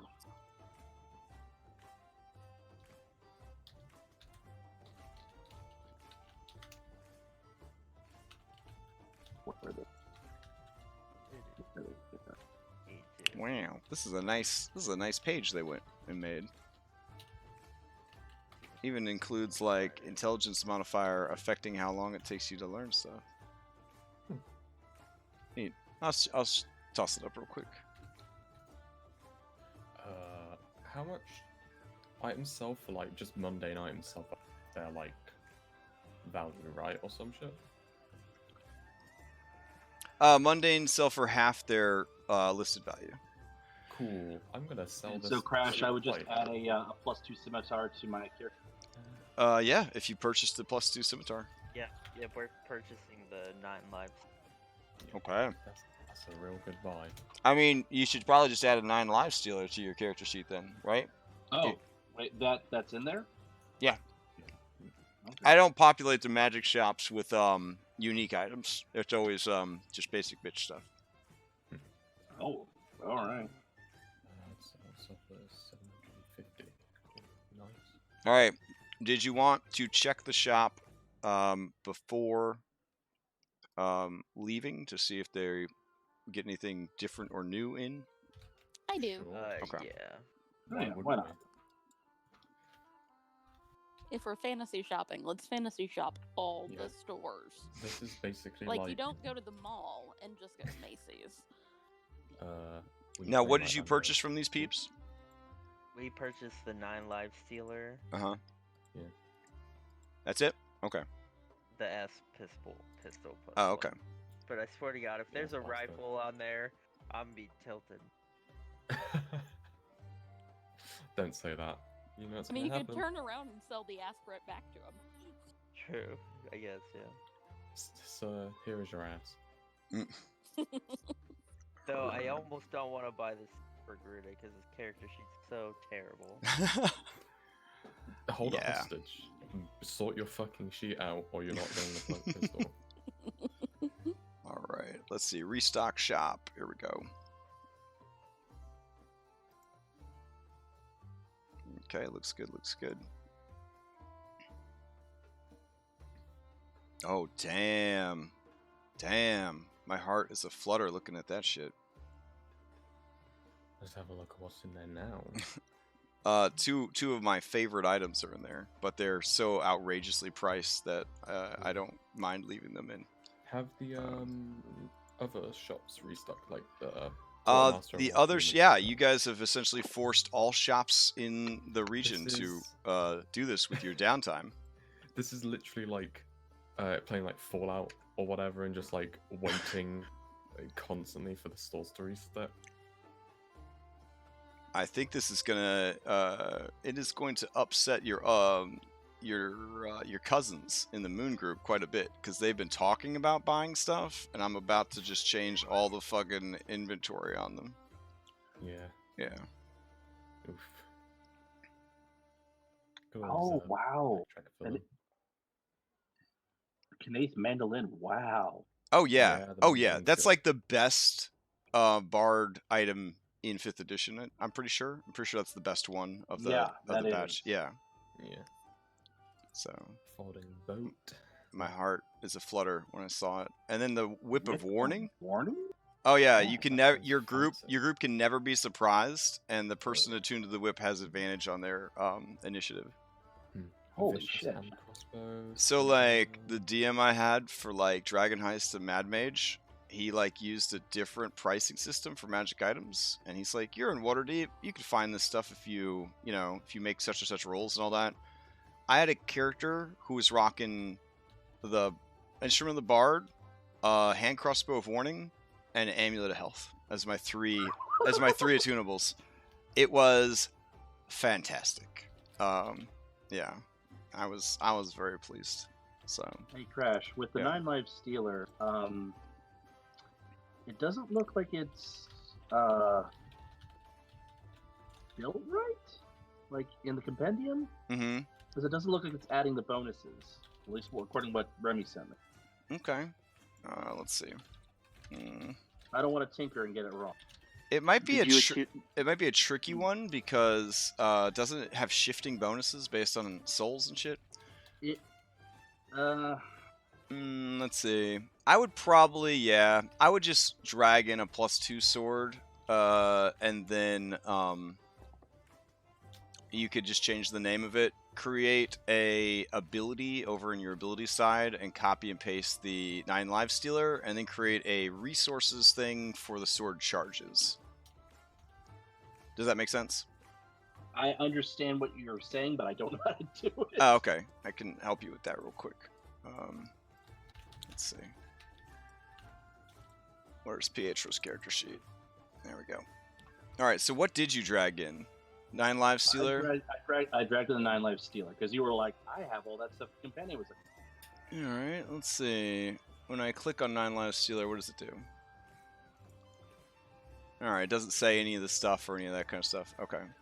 That's because you need to like put the weapons damage stats in because the 9 lives. yeah, and that's could why I be was saying useful. fixing it. Oh. I can fix it in by clicking on the gear and adjust it. Nah, the easier. Oh. Yeah, you had the right of it. The easier thing to do, we'll just drag in a +2 scimitar. So hold on. Okay.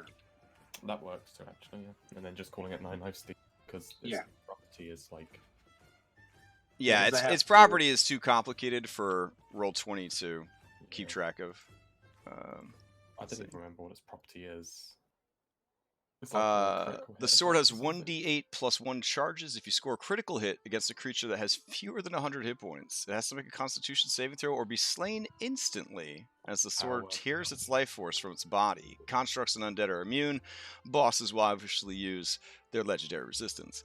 The sword loses 1 charge if the creature is slain. When the sword has no charges remaining, it loses its property. And you'll also notice that there is no way to charge it. Yeah, I saw that, and that's why I was Yeah. asking. So just, like, the why weapon don't you roll the Well, ultimate it said D? in the shop that it was fully charged. Okay, fair enough. That's the only reason why I was willing to. All right, so you can do it 9 times. So I will create a 9 Lives Stealer resource up here. Is it like? Does it have to activate, or can you choose whether it activates on a critical hit? You could choose. Okay, thank God. Because like, imagine just using that on some creature and like, well, shame. The Oh how much- wait, no, it doesn't say. Yeah, it says if you score a critical hit against a creature, it must. So yeah, it just auto happens. Shit. Yeah. Yeah. Yeah, so It's if you're what it hitting is. like a goblin, maybe don't use that weapon. I mean, you have other stuff to do with your bonus action. You could always, you know, yeah. On special occasions. Fair enough. Okay. I'm not left-handed, so I mean I can. All right. Yeah, no one has any handedness in 5th edition. So Everyone's ambidextrous. everyone's ambidextrous. Yep.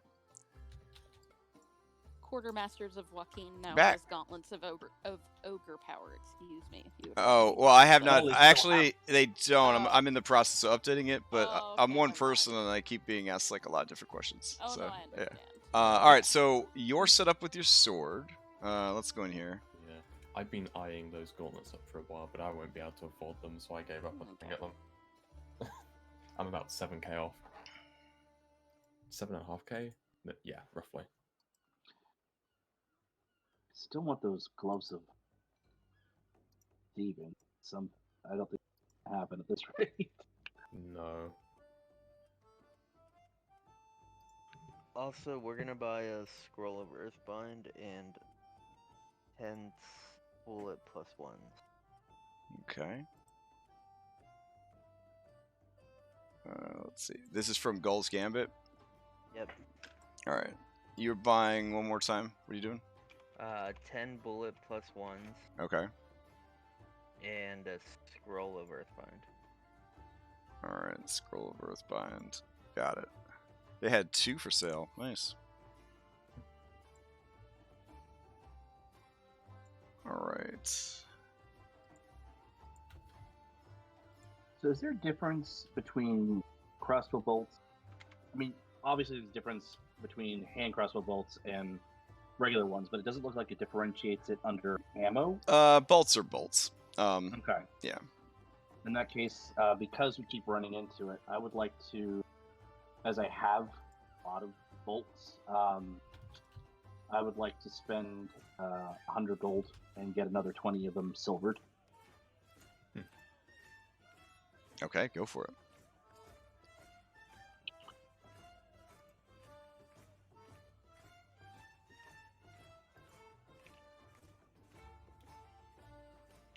All right, Quarters Masters of Joachim is updated. And then let me update the Dwarven Anvil real quick.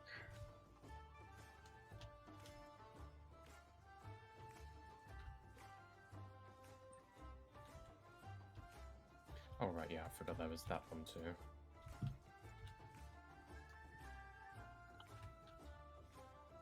Now, the frigate that we bought, does that come with a name?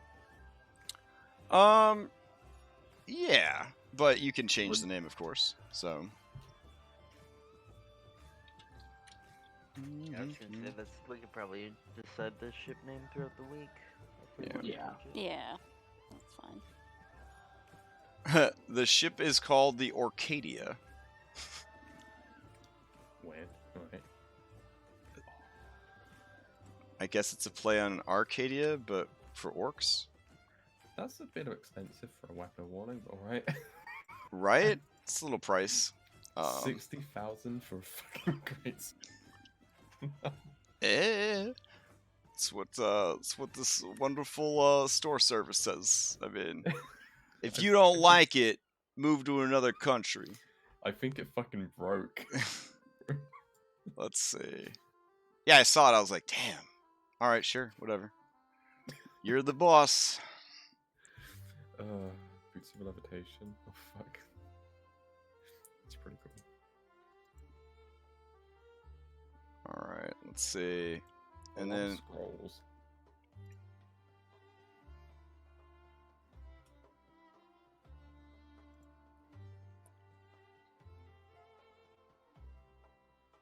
oh damn, +1 longbow at the dwarven.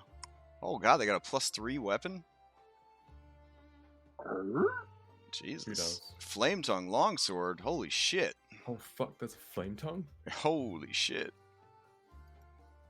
Yeah, hold on. Ooh. Yeah. What do I want? The Great Sword of Warning or this +3 hand? No. Yeah, a weapon that can actually hit a god, or yeah. This. Let's see. Not gonna lie, that flame tongue is looking hella spicy right now. All right, hold on. I got to commit the changes to it because I had to cull the non-weapon and armor stuff that got populated. All right, Dwarven Anvil is updated. Cool. All right, and those are the only shops you know about at this point. So. Oh, all right. We are over time for our later start. So I think that leaves us in a good position with you guys arriving back in Saltmarsh with your new ship and your new crew. You hired 11 people. Were any of them specialists, or are they all just rigging and swabs, basically? I think that's who we lost. Well, we need someone to retake the job of looking good. One of them would also be a bard. Okay, you could kill 2 birds We with one already have a stone bard. and just hire like a sexy bard. We already have a That bard. works. Yeah, you do have a bard, but he hasn't done very much barding. So No, yeah. Which bard? it's the the other half orc. Ellis? He, Oh, the New other bard, you half-orc? say? it's the one. It's this token that's next to Will. Galen the Hero Thorn, because he's dead. Yeah, I gotta update all your stuff. No, this guy right here, De Bloom, Hutton De Bloom Crompton. Yeah. Okay, let me see if he's on. I don't know how many bards you want, but you know, they get enough, Yeah. they could start like a boy band, basically. Okay, he's not. He doesn't have the bard tag, Oh, okay, so no wonder he hasn't been doing much singing. all right. He may have just in roleplay mentioned that he fancied himself a bard. All right, so Just like the old dwarf fancy yourself a diplomat. she is a diplomat. Yeah, Okay. we'll take on a full bard. Okay. Not to make Hutton feel bad, but Like But to make like Hutton a feel bad. like a player bard, perhaps.